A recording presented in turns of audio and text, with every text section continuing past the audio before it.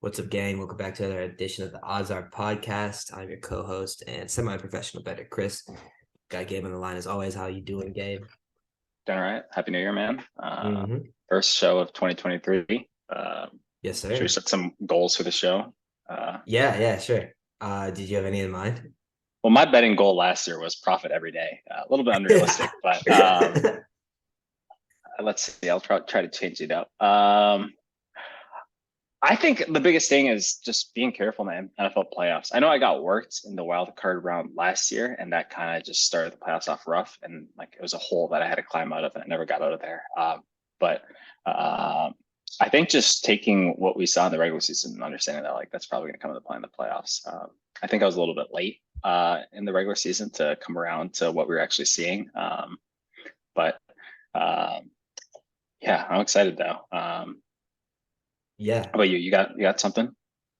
I think for the show, uh, New Year, like a goal that I'd like to see us work Yeah. towards, is just getting it out there more. I just want to grow the audience, give people free picks, help the folks get free money. Because I mean, Yeah. other than the card last week, which was It's a nasty, rough one. Yeah. um, I think we've actually been okay. I don't know if you've continued to tally our ATS performance, but Yeah. uh, I mean, we started out hot, but I think we're like right at the profitability number, like 51 and a half, 51, fifty-two yeah. percent Yeah. Hey, profit is This profit. is this is a big week. The Yeah, last week of a huge card week, probably. huge This is a week, make it or break it, really. sort of, yeah. Um, and then I guess for like my own betting, um. I think one thing where I really started to see my performance turn around was there were kind of like two inflection points. The first was taking just straights only. Like very early in 2022, I stopped doing like parlays and like that helped my performance dramatically. Yeah. And then the other is teasers. Like my teasers the last 2 weeks, I'm up 80 units in the NFL in the last 2 weeks. All teasers basically. So I think finding a way to like continue to use those profitably and like what's fun about them is you can make 4 picks and now you're looking at like each of those individual picks because you get the additional six aren't Yeah. that risky. And you get great odds on it. And then if you make that a multi-unit play, like I had a couple teasers last week that were like plus 12, plus 16 units, and that just bailed everything else out. So higher EV plays is I guess what I'm trying to say. Yeah. I think I agree. I mean, I think something that you kind of just explained to me this year, and like it's kind of resonated with me more, is like I'm someone that will do at least one teaser every week just because. Mm-hmm. I think it was profitable this year, but like you kind of mentioned that like I'm doing these 5 like teasers, and no matter what, like even if I'm adding 6 points to a team that I think is going to win like straight up, like you're still expecting 5 individual outcomes that like have to happen, which is almost just harder than like a 2 bets happening, like it's still Exactly. 5 outcomes. I've seen something that says that like I'll have to try to find the number for it, but it's kind of crazy. It's just like an 8 leg parlay of all like minus 400 odds like has like a less than like 10% chance of hitting or something. Yeah, it's wild how like you really, and that's the thing is I got burned on a long favorite parlay last weekend. And honestly, the last leg wasn't the long favorite. It was Bucks, Chiefs, Ravens, and I think the Cowboys. And like I was looking good up until Sunday Night Football, and then the Ravens lost that in the last minute. It's like just a crazy like Kenny Pickett play where it looked like fucking Patrick Mahomes, like Yeah. evades a tackle, off balance, tosses it to Najee Harris. I was like, that's how I'm gonna lose this parlay. um, but yeah, man, it's just like finding ways to increase your EV without taking on too much risk because Vegas loves when you try to put a bunch of things in to one bet. Yeah. And I think another thing for me too is just focusing. I want to focus more on just these like long shot futures, like buying teams at their low. Honestly, even if I'm just like, there's no way they do it. Like, Yeah, and another one I'll talk about later is I took the Miami Heat to win the East, the team I hate, at yeah. plus 2,200 or something, just an absurd number. That's some great value on that. Yeah, but I don't know. It just seems like when you're buying a future, just at its like peak, like right now, Luca's plus 200 or something to win MVP. We're not even Mhm. halfway through the season. It's not really that good of a team in the first place, the Mavs. Like I don't know. That's not a bet that I would love to lock down for 4 to 5 months too. Like we're doing this show every week. We like to turn over our bankrolls, bet NBA. We're gonna start college basketball soon too. Like when you're locking up Yeah. your money, it's got to be like something that's got to pay off. Yeah, exactly. I like the futures markets and just our futures performance. Like I was looking back at some of the stuff that we made together that first week of the show, and like a Yeah, lot of those are gonna cash. yeah, Like the Lions over 7.5. I was really high on Bengals to go over their win total, which this is like obviously like prayers up for Damar Hamlin. I'm really bummed though because I was reading that some books like if you bet on a team's win total either over or under and they don't play the full 17 games, they'll just void it. And so I have like 4 or 5 units on Bengals to go over their win total at like various numbers, and it looks like those might just get voided after a full season, which is yeah, brutal. yeah. I think I have like my Ravens AFC North ticket, which I mean they would have to beat the I think they would have to have the Bengals lose both their last 2 games, and the Ravens have to win their last one because they blew that Steelers game. But because that game was canceled, there's not even a shot of that happening. So Yeah, got burned a little bit there. But yeah, it's hey, tough. It's tough. yeah, I did just see a push notification on the Damar Hamlin news, by the way, that he's awake and is able to communicate with like written yeah. They communication. said So they said he asked if they won. yeah, I saw that. I was like, what a dog. He has to recover. Yeah, so yeah, I think those are some good goals for us individually and then for the pod. Yeah, I did start my year off rough though. I think so. I was watching the Ohio State Georgia game, and it was New Year's East Coast time right before that field goal. I was Yeah. standing up because I it was a big swing for me on that field goal. But Ryan, I think I texted you about this at the end. Like the biggest fear I had going into that game with Ohio State and why I got nervous at the end was just like Ryan Day versus Kirby Smart, such like a coaching mismatch, and like It's a huge mismatch. Ryan Yeah. Day thought like you could win a 50-yard, kick a 50-yard field goal at the end of a game to like a college kicker, just any type of pressure, a 50-yard field goal, like that's insane, man.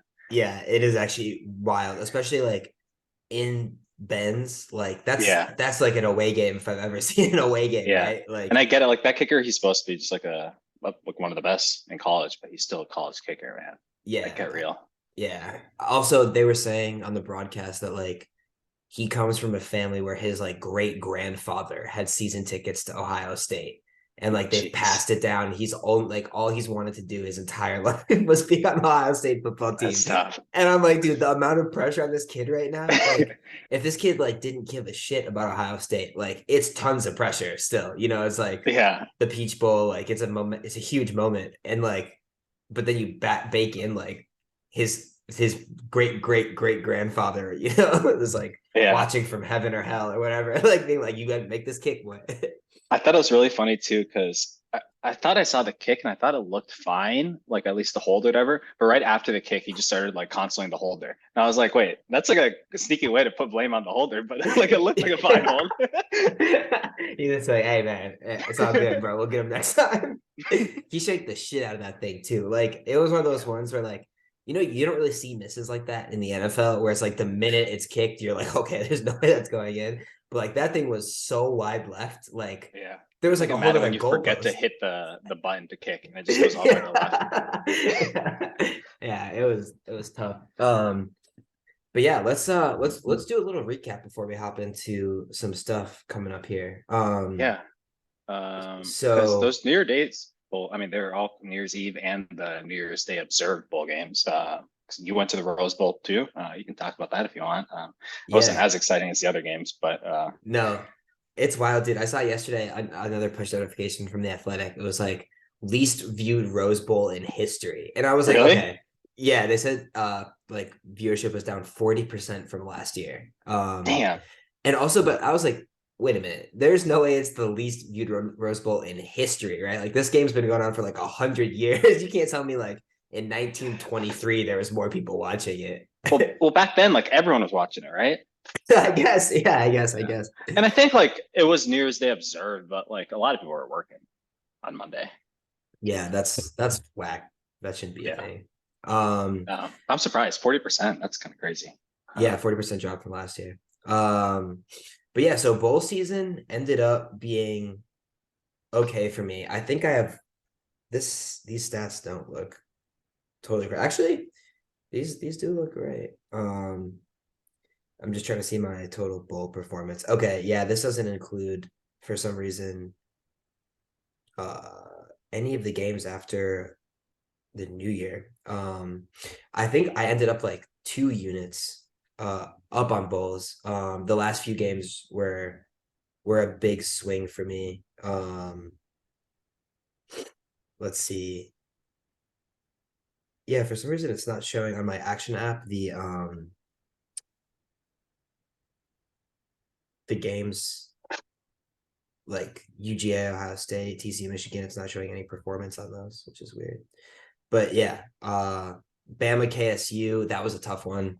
We were on Yeah. the KSU side, and Bama just kicked their teeth in. Iowa and Kentucky, I was on the Kentucky side. I think we were both on that same side. Um, but I did play the under in that one, under 32, and it still hit, which was just miraculous. Nice. I didn't watch like a single play in that game. TCU Michigan was huge for me. Yeah, thank you for that one. You gave out TCU as the pick there.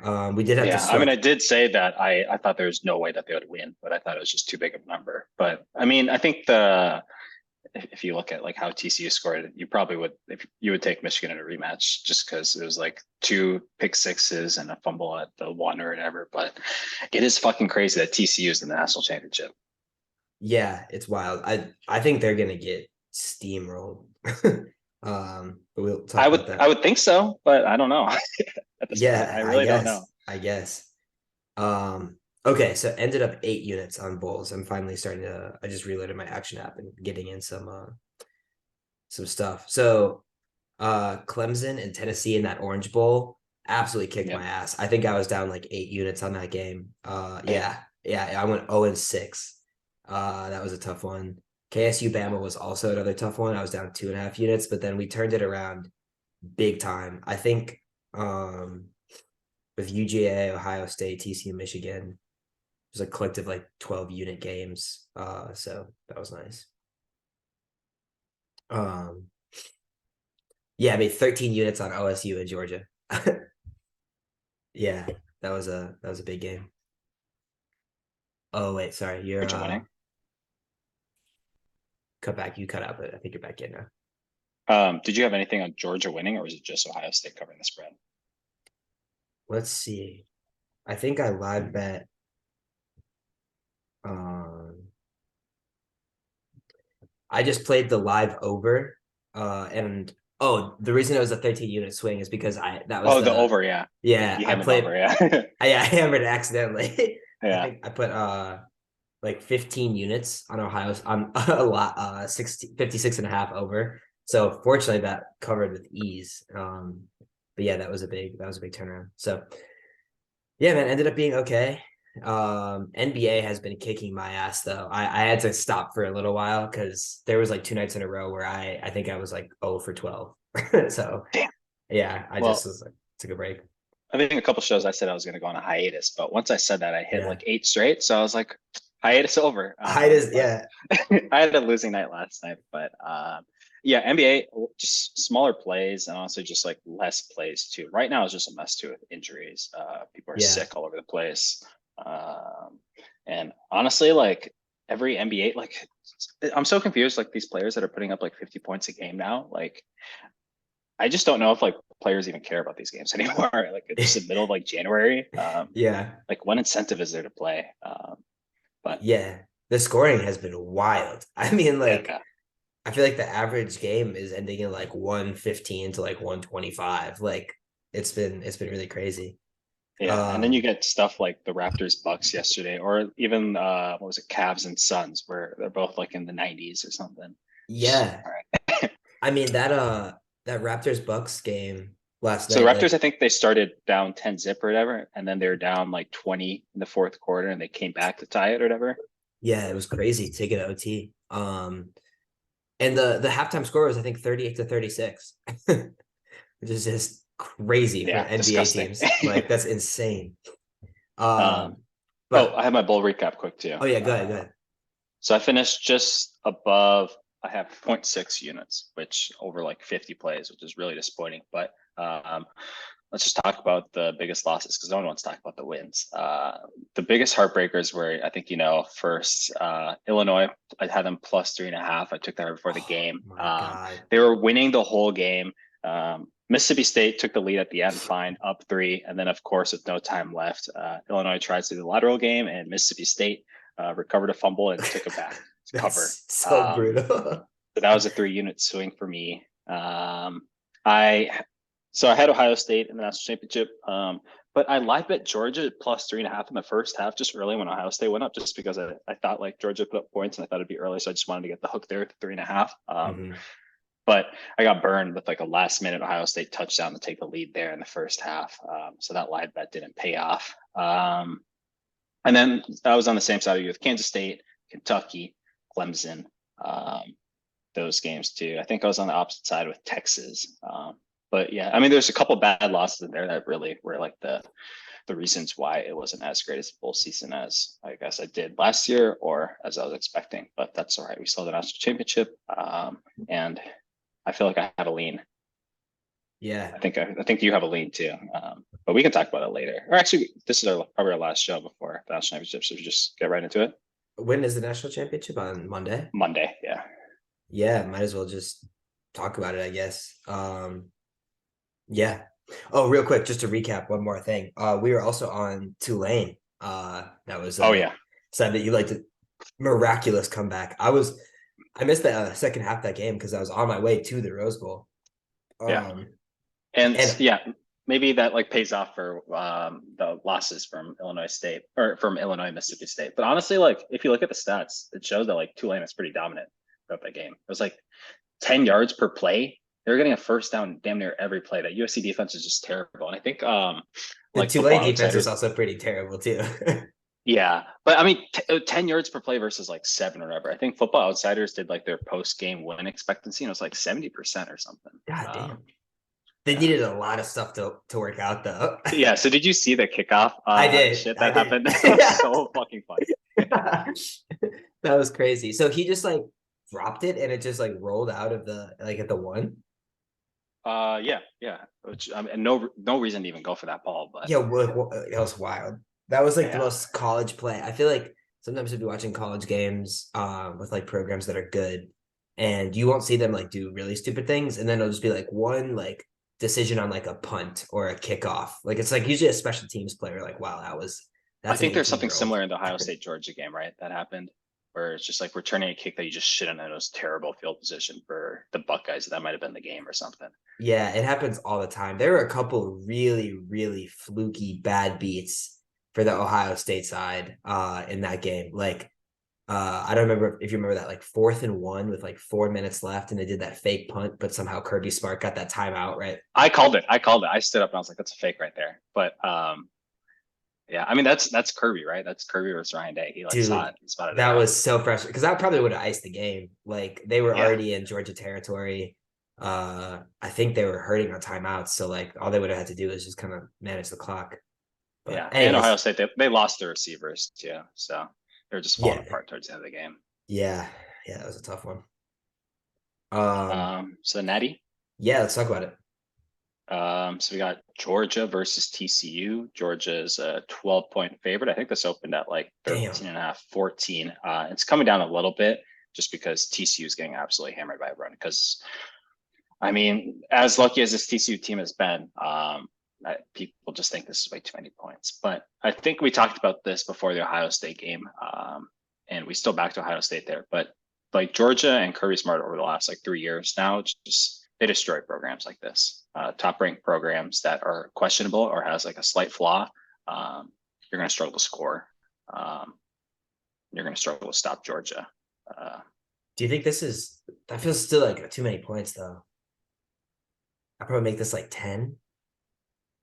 Yeah, I don't know. I mean, sometimes I think like the too many points theory that like it doesn't really work for college because college spreads can just be so damn huge. And this is Georgia, like the top recruiting program in all of college football, the top program in the SEC.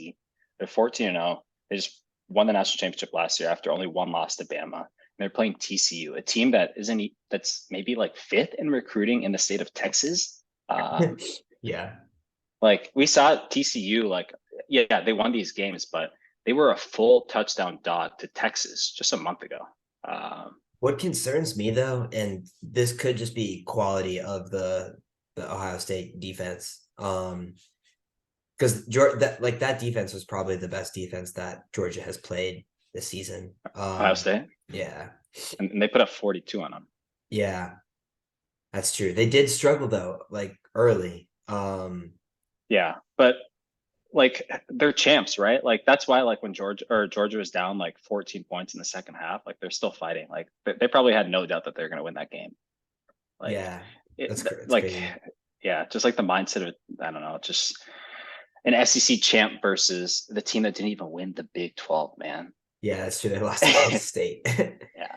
Yeah, this is probably you're you're convincing me into getting on the Georgia side here. Yeah, so the line I think I love right away because I guess it'll be interesting to see what happens to the full game line closer to Monday. But you can get Georgia -7 in the first half right now.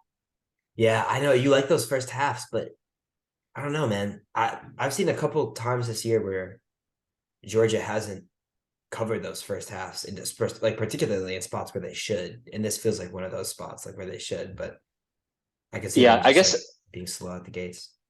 Yeah, but the number I guess is nice here with the 7 because I think when we've taken Georgia first half, it's because like their full game spreads are so damn big, and you're still getting we were getting a big first half spread there where they had to cover like 10 or even sometimes like I think we took 17.5 versus Auburn, and they're up like 17 zip or whatever. But if you think about like looking at just Georgia's SEC schedule, like they weren't like an unbelievable team covering the spread, but they consistently had double-digit spreads. And when they didn't, like when they had spreads similar size to this or even smaller, it was like the Tennessee game or even the Oregon game, and we saw like what those games looked like. But I think the only argument for TCU here is really just that like they've overperformed this year, and like you just expect that to keep going. But I don't know, man. I don't know if you can get away with the same bullshit that happened in the Michigan game against a team like Georgia. Yeah, I agree. I agree. That's it for me. That's it. It's a quality of opponent argument. Like Yeah, that Michigan team. I just didn't really believe in that Michigan team like at yeah, all. because they really didn't play anyone until that Ohio State and Penn State, right? And the Ohio State game a month ago just kind of like fucked up everyone's minds about like who's actually good here. For Because we sure. knew that like Georgia and Ohio State, everyone told us like it was damn near a pick 'em going into it. Then all of a Yeah. sudden it was posted as a 7, and Michigan wins that game in the second half, and uh, they're title favorite. Yeah. Yeah. I like it. I'll rock with Georgia. I'm gonna wait to see just like how the Lions move here and where the action is. I'm assuming public is probably gonna come in on Georgia. I just feel like I you think would do. TCU. You think I think so? TCU. Yes, too many points for like a dog that I mean just beat Michigan. Yeah. And Yeah. if people's like perception still messed up and they think Ohio State sucks, like Ohio State put 41 on Georgia, TCU is going to put up 50 on them or something. Yeah, that's true. That's true. So might be some value in waiting here, seeing where this moves around. It's in a weird spot right now. Like so I don't know. If it starts moving in the other direction though, like if it starts to get longer, then I'm gonna hop in. Yeah, Um, nice man. Anything else on the college football front? that is it. Word. Should we talk about NFL? Let's do it. So last week was another good week for me from a betting perspective. Absolutely brutal in fantasy. I made it to Yeah. the fantasy championship after icing Gabe in the semifinals. Mhm. To only get absolutely just fucked. So yeah, I had Justin Jefferson who had his worst week of the entire season. Saquon Barkley decided to retire. Josh Allen just unless Kamish here wants to make some adjustments. Josh Allen gave me 0 points. How big of an adjustment do you want? Like maybe 50. He was looking good, man. He was off to a strong start. So yeah, it was a tough week. And then also before the game started, both Tony Pollard and DeAndre Hopkins were just out for some reason. Like they weren't on injury reports, and then just like the day before games, they were just out. So lost my RB2 and my wide receiver 2 like 24 hours before kick. But that's the way it goes. So I put up 57 points in the fantasy championship, which is comical. Sorry, you got a better draft pick for next year. Yeah, because that's for sure how that works. But from a betting perspective, went 21 and 31. I didn't realize I had that many bets on these games, which is asinine, but finished up 15 units thanks to a couple of huge teasers coming in. I had 2 5-way teasers cash, both were plus 420 odds, and then another 3-way teaser at plus 150. And then if Houston wouldn't have gotten absolutely blown out, I had a plus 1350 teaser that the only leg missing was Houston. So could have been an even bigger week. But you win some, lose some. So ended up still 14 units, which I can't be too mad about. Yeah. I had a big bummer of a week. Kind of just got worked all over the place. I had the Panthers plus 3.5. They blew that game at the end. I had the Bears. They blew that game in the second, third, and fourth quarter. Same thing with the Texans. I kind of felt like the Texans one felt like a trap at the end when we got the Trevor Lawrence news that he was going to play and the line didn't really move.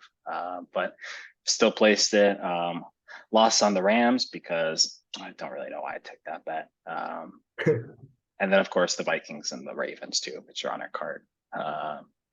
But I mean, this is just one of those weeks where I don't know. I don't really regret some of these bets. I mean, the Bears probably shouldn't have bet that, but like the Panthers, the Texans, that was a bad one. But the Vikings, I'll probably still bet that again. 3.5 versus the Packers. But yeah, I think so. Yeah, I was thinking more about it, and I was like, how did we not see this coming? Like, this is a classic spot where this Vikings team of this year gets absolutely just their shit rocked. You know what I mean? Like, it's outdoor game. I feel like they've been like under the lights. It reminds me very much of like the Philly game to some extent. Yeah. I mean, we had those outdoor games against the Commanders and the Bills in back-to-back weeks, and that was it really where we That's also looked true. good outdoors. But yeah, it's just another one of those big blowouts against like similar to the Cowboys game, the Eagles games where we just weren't really there early. Yeah, couple like just big momentum plays really. Yeah, O-line was beat up too, and I think got hurt throughout the game, which is going to be huge, really, for Vikings playoff futures. Like going forward, like it seems like they're locked in to match up with the Giants, but after that, you got to play just a scary lineup of like defensive lines. So we got to get healthy quick. And honestly, you say after that, like yeah, we got to beat the Giants first too, which is tough the first go around. But I mean, that's like the easiest first round opponent in the NFC by far, the New York Giants. Definitely. Unless like the Lions make it or something. No, I'd rather have the Giants. Not even seriously? close. Yeah. Dude, the Lions beat us by double digits. They've beat us twice in the last 2 years. They've, I think, covered like 3 out of 4. I do not want to play Dan Campbell Lions. Yeah. Shifting gears slightly, when you had recommended your super long Packers to win the NFC North play, I've forgotten about that. Did you take the Packers to make the playoffs also? Oh, so I never took NFC North. I just took to win the Super Bowl. Oh no, to win the NFC. I have to win the NFC. 1.5 units at plus 1,500. 1,500. Yeah. See, I think that's similar to the odds that are available now though. So I didn't take it at the best time. Like the best time obviously would have been like before that, this winning streak they're on now, because their odds right now are plus 1,100. To win the Super Bowl? To win the NFC. To NFC. Yeah. But those odds are lower than the Bucks, which I question. That is odd. Maybe because you have a home game. I guess. Yeah.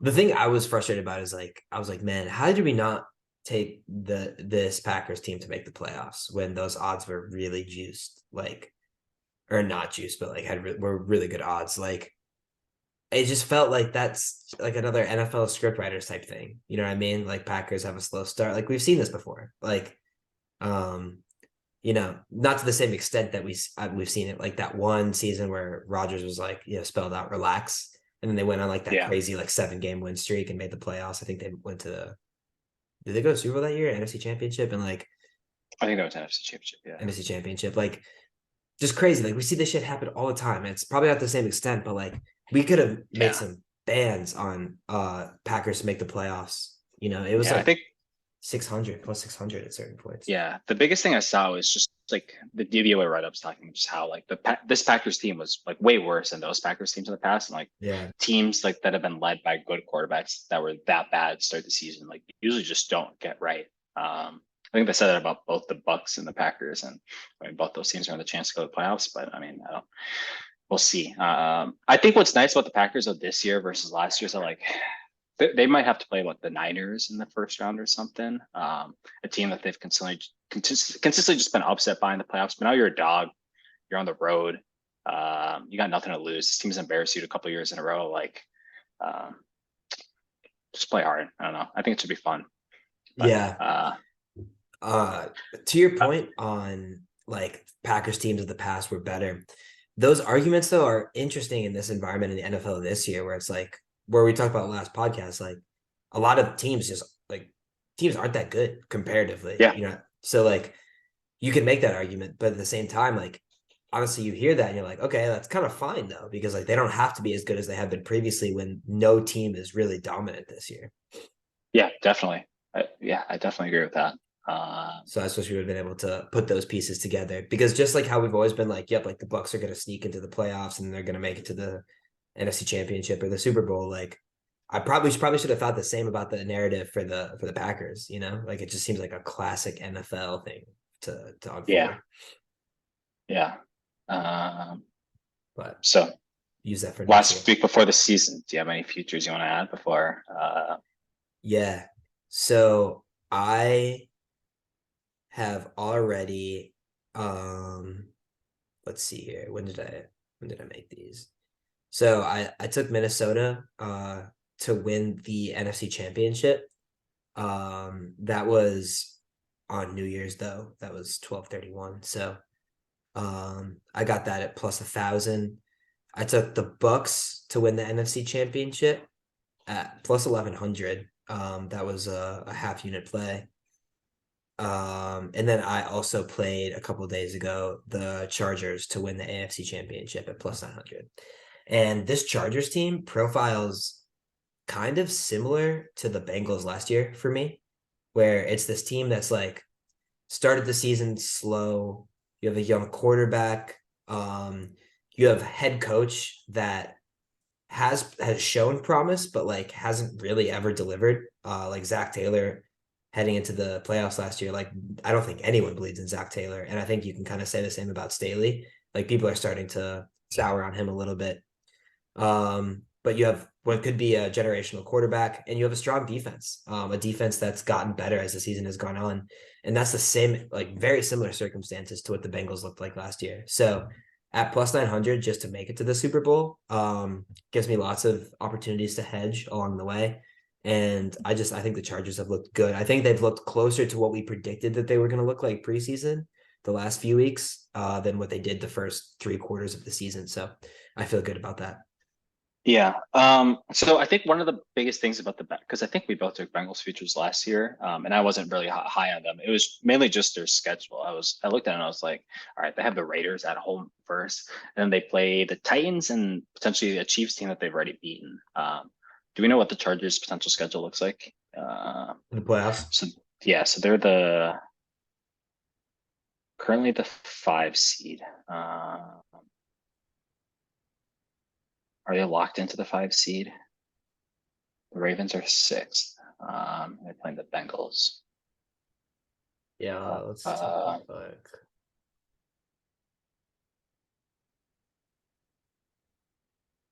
So you said so if they Yeah, so they're currently locked in the 5 seed, and I think only the Ravens could bump them if the Ravens win. And the Chargers lose to the Broncos. But say the Chargers still a 5 seed, that means they get their first round matchup is going to be the AFC South champion, which is probably the dream scenario because you're either playing the AFC South champion or you have to play the Bengals or the Bills. Yeah, that's Uh, tough. That's a pretty yeah, big swing. yeah. But hey, you get that, and then you're facing the top seed. So that would be the Chargers go. I mean, as long as like the Patriots don't win the game or the 6th seed. If you're the lowest seed, I think for the Chargers, you probably do want to play the Chiefs, right? A team that you're just more familiar with. Go to Arrowhead versus go to play the Bills. I think so. Yeah. How have they, when they've matched up this year, have those games been? They're always close. Chargers always cover, I think. But the Chiefs somehow pull it out. I can't even remember those two teams playing, honestly. So there's the one that we were in Boston, right? The week 2 Thursday night football. Oh, right. When the Chargers probably should have won that one, had Herb not gotten his ribs broken. Yeah, but I think he got his ribs broken, and then they backdoor covered it because he, I don't Still, know, was still playing for some reason, broke a rib. yeah, money on But the then spread like, too. yeah, later in the season though, like it was a 3-point Chiefs win. And the Chiefs, of course, they needed like Travis Kelce to come alive in the 4th quarter to get that win. But Mhm. these teams are always tight. For sure, give me the Chargers and Arrowhead. I'm probably taking them on the spread. But I think this, if that matchup happens, you're going to hear the stat that Patrick Mahomes has never lost a divisional game at home or something. Uh, Yeah, but I think I yeah, like that Chargers future ticket. yeah. I like it. I think it's the only one right now that I like feel good about. I don't necessarily want them to win the Super Bowl. Although that like does give you, better odds and you can still hedge it through if they were to make it. But Yeah, what is um Super Bowl odds? Because I see AFC plus 1,000. Super Bowl is probably 2,200. 2022. Yeah. Damn, so it's plus 1,000. So I already lost like about 100 points on that, but that's all right. Um I think I'll do AFC because I don't have a single AFC ticket.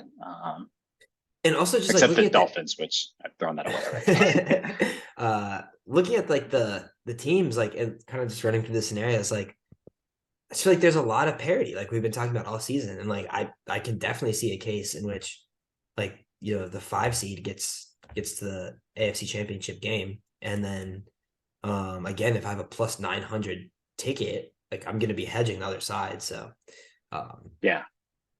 I mean, you might not even have to. I think as long as the Chargers are playing the AFC South champion first round, and then assuming that the Patriots or whatever, none of the lower seeds lose, and they can go play the Chiefs, I think that's a dream scenario. And I don't think you would hedge until the AFC Championship game. That scenario, if yeah. the Chargers say have to go to Buffalo or Cincinnati or something. Mhm. So how do we think this could work out? So we think Chargers, like if everything were to stand as it currently is, Chargers would get either the Jags or the Titans, most likely the Yep, Jags. yep. I And then feel assuming great that, about that. yeah, Except for um, the Chargers got whooped by the Jags in Los Angeles week 2. yeah, but that was the game where like that entire team was beat up, right? Yeah, yeah. It was like, We weren't even sure if Herbert was going to play. yeah, the line moved like a bunch just even before the kickoff. Yeah, but I mean the Jaguars are playing. I think that'd be a good game. They are playing their best football like as of late too. But I think I would still back the Chargers like to at least win that game. I'm not sure about the spread depending on who's getting points there. But yeah, I like that matchup, especially it's just at plus 1,000 to win the AFC. I'm taking it. Yeah, I think it's got some good value on it. How about you? Any teasers that you liked ahead of this last week? Hmm, no, I haven't placed anything else. Nice. Uh, Should we talk about week 18. yeah, I'm Yeah. just trying to pull up my pending bets. So I good. I think the only bet I have placed is because I did it last week, just in case the Bucks lost that game and the Saints had a chance to play through the division. I took Saints -3. I Hmm. moved to 3.5 now, but I don't love it. I wouldn't give that out as a bet. But I think the Yeah, Saints should probably still win at home if we want to skip to that game.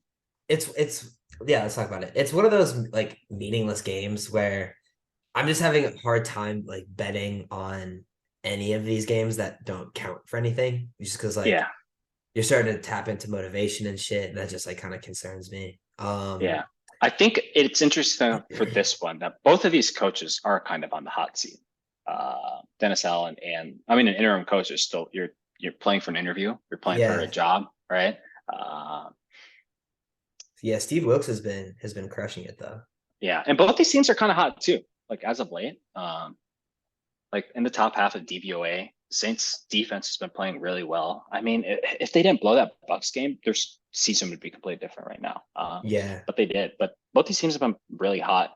But I think the Saints in this matchup, their struggles have really been in Carolina. At home, I think they've taken care of business, and I think they should be able to win. But um, it is a weird spot where if there, there's probably no real reason to bet it. yeah, I'm probably good. I'll Yeah. pass. I think what I will do is I think like I've already locked in a 7 team teaser for this week. I'm gonna try to find a couple of 4-way teasers that I like, just because those have been kind of my sweet spot for me, where like I'm getting, I have to, it's 4 outcomes, which is still quite a few. But if you can follow the parameters of, targeting lower total games, moving teams through the touchdown, it's just been working really well for me the last few weeks. So I'm gonna keep trying to ride that out. Yeah. And I think ever since Matt Rule has been fired, the Panthers have been like one of the best teaser legs in football. Yeah, they're Just covering. cash. Yeah. Yeah, they're covering. Yeah. Especially those longer numbers in these lower total games, Mhm. divisional. So I like them in a teaser. The Panthers, that is. I'll probably play it 9.5. It's like a weird number to tease it too, but Yeah, but it will be three eventually, which I guess makes you fit the criteria, but I don't know. There's no yeah, reason to wait for it. yeah, I'll take it now and get the hook. Yeah.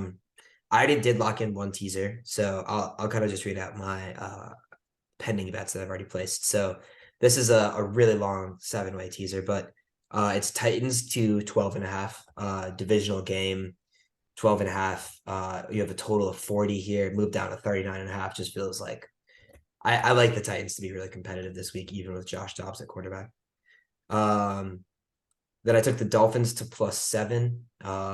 They need to win. The Jets don't.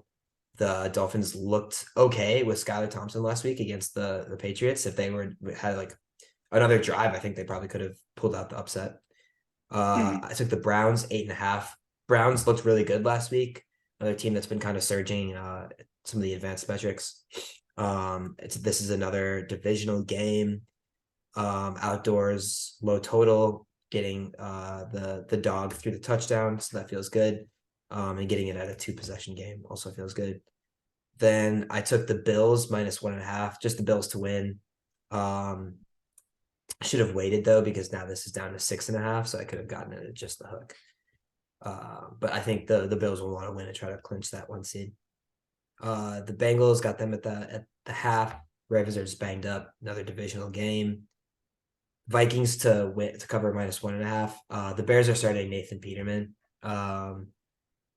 And I mean, like, this Bears team hasn't been competitive with, uh Fields in there, and now Peterman. Like, we're definitely trying to get that first overall pick. So uh the Vikings to win by more than a 1.5 feels good. And then I took the Seahawks to also win, just given that, they have the motivation. So tease that down to a half point. So I like all Yeah. of those, and I'm just gonna try to kind of cycle through and make a couple of different teasers based on, who I think has better odds to actually cover these things and break it up a little bit. So I'm not just sitting with 117 teaser. Yeah. Um, yeah, Any I of still those? haven't placed a teaser yet, but I mean, I think I agree with most of them. I think so. The Vikings, do we know who's playing? I think they said Because that they're gonna play their starters in the first half. just for to feel fresh, because what do we have to play for? Nothing, right? Nothing, I think, yeah. So what's the point? I don't get that. Of playing starters. Like we have an old defense, we have a banged up O line. Why even bother putting Kirk out there? That's true. Like I Yeah. get the Bears defense is really bad, but like Bradbury's not playing. Like we're just making sure everyone else gets healthy. I don't get why this is 7.5, just because the Bears are just getting their ass kicked, right? Yeah, I mean, and the Bears are like, we have a major incentive to not try. But the players on the field, they don't give a shit about that. Yeah, I guess, but If like you at the take end of away the Justin Fields, you put Nathan Peterman there, that helps. But at like when the game starts, tanking isn't on anyone's thought on the field. except probably like the coaches who are like under. I doubt for the coaches too. What do you how so?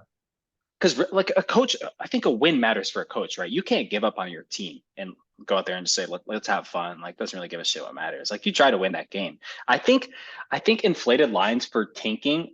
I don't think that's a positive EV thing. I think we should look it up. But I think we've seen in the past all the times where the team that's a front runner for like the number one seed loses it a lot because the people on the field don't give a shit. The coach Yeah, does not give a shit. yeah, that's true, and that's why I think the Bears actually have a very real shot to sneak into the one seed because we're not locked into the one seed. We need the or not sorry, not one seed. We're not Yeah, contending for you're one anything. seed. um, uh, for the overall pick, first overall pick. And the Texans, I feel like the Texans could do the same shit that like we've seen like the Jets a couple years back. Remember, like they had the one seed locked up and then they Yeah. won just out of nowhere to lose it. Oh Uh yeah, definitely wouldn't be surprised if the Texans win, but I also wouldn't be surprised if the Bears win this game too. See, that's the thing though, is because oh actually never mind. This Bears Vikings game. I was looking at the schedule wrong. I thought the Bears Vikings game was in the 1:30 slate or the 3:30. But it's not. So they won't Yeah, be able they play at the same time. Yeah, to watch the outcome. Um yeah, I don't know. I just feel like combo of motivation to lose the game plus the Bears are just really bad, man. yeah. But I mean, the Vikings they really won't have motivation going into this either. I suppose. Yeah, I suppose. Yeah, but like, is this line? I just don't get why it's so inflated. I get it's Peterman, but is it just inflated for they're going for the number one pick? Because I'll have to look it up, try to see if I can find numbers for it. But I don't buy that. That's enough of a motivator to like a touchdown and a half dog at home against a divisional team that has no motivation either. I mean, do you think the Bears are alive to win this game then? Yeah, I mean, we saw the Bears Vikings game early in the season, right, in Minnesota, where the Vikings were up big, and then all of a sudden the Bears had a chance to win Yeah. the game at the end. That was a totally different game though. That was early season. Like the Bears, I think we were like 3-1 at that point. Yeah, but that was the first time the Bears offense like came to life, right? Yeah, under Justin Fields. I Yeah, mean, that was when he first started really doing his thing. And now we got yeah, Nathan Peterman out there. So it's yeah, well, our defense was yeah, also an entirely different defense then too. yeah. Like we had Eddie But Jackson. We were healthy. We still had Roquan Smith and our edge rusher. I forget his name. remember the Vikings Soldier Field game last year, though, when the Vikings were a big favorite too, and the Bears, because the Bears defense was all like secondary dudes off the street. And then JJ was still locked up, and the Vikings could barely put up points. Yeah, for sure. Like it's still like a Vikings outdoor game too, and I don't know why is Kirk Cousins starting this game? I don't know. It's morale. He's just a I man of guess you the. don't want to go into the playoffs off just that like horrible loss. I think so. I think you got to get that taste out of your mouth, which is why I'm pretty sure I read that they're just playing the first half. But the thing is, like And the that. first half line is only -4 though. Like I feel like if that was the case, you'd inflate it a little bit. Like you'd almost give like first half -6.5, full game 7.5 or something. It sounds like you want to empty your bankroll on the Bears again, bro. Yeah. It Yeah, I just know, hasn't man. been working well for us in the I last few know. weeks. But one last week. One last time. Um, We can so move on though. yeah, that's a teaser. In terms of some things that I've taken, just straight bets. I like the Titans to cover 6.5. Yeah, let's talk Just about that. too many points, man. This Is it is though? it is. It's a classic. It's a classic fucking Vrabel spot, dude. Like divisional game with the season on the Vrabel's been in his line. spot the last 5 weeks, though, man. Underdog, Off and a then loss, tough games, and man, he's been getting his ass kicked. I guess so. Has he been covering It's them? no, No. they haven't covered since they went to Lambeau Field, I think. It's been like 2 months since they've covered a game. Yep. That's really tough. hmm Um, My action app is just like not working, which just handicaps me. and the Because Jaguars, ever since they got their ass kicked by the Lions, they've been one of the hottest teams in football. exactly, buy low spot, baby. I just think this is inflated. I do think the Jags probably find a way to win this, but I think they should be getting 6.5 points. Sure. I mean, the biggest thing is I think the Titans defense is healthier than it has been in the past, right? Going into this week. But it's Mhm. still Josh Dobbs and that atrocious offense. But so I have a Jaguars plus 850 ticket to win the South. So this is cash out week if they win. Plus So 850. that's, yeah, from How preseason. when did you preseason? Or Woo. not, I think it was like mid August, late August when we started the show. That was Damn, something I gave out. good But for you. I bought it at way less value. I took it like plus 200. I think you took it after like the Chargers game or whatever, or one of Yeah, those games where they got their first wins. way less value. But so I think that's the only reason why I would think about like taking Titans on the spread to middle. But Yeah, I yeah, mean, yeah, that's fair. I like I are said, you taking the Titans to win it all? I don't know yet. We'll see. Probably not. hmm Um, I might sprinkle it, just given that I do like them to cover. Um, but yeah, I don't really like them to win that all that much. Anything else you want to add on that game? No, no, Yeah, I think that's it. I am taking the Rams plus 6 against the Seahawks. I think these spots where you have a team that needs to win to either get in or keep their playoff hopes alive, I think they're a little overvalued. Or not overvalued, but I think they the line gets inflated. I don't think the Seahawks should be getting 6 here. I think they looked really good last week, but this is a divisional game. Again with a total of 41 points. So six, anything over 6 just feels like too long to me. So I'm gonna back the Rams in the spot. Yeah, and I guess like over the season, right? Like this line makes sense. Seattle -6. They've probably over this whole season they've been that much better at home than like Yeah. this Rams team.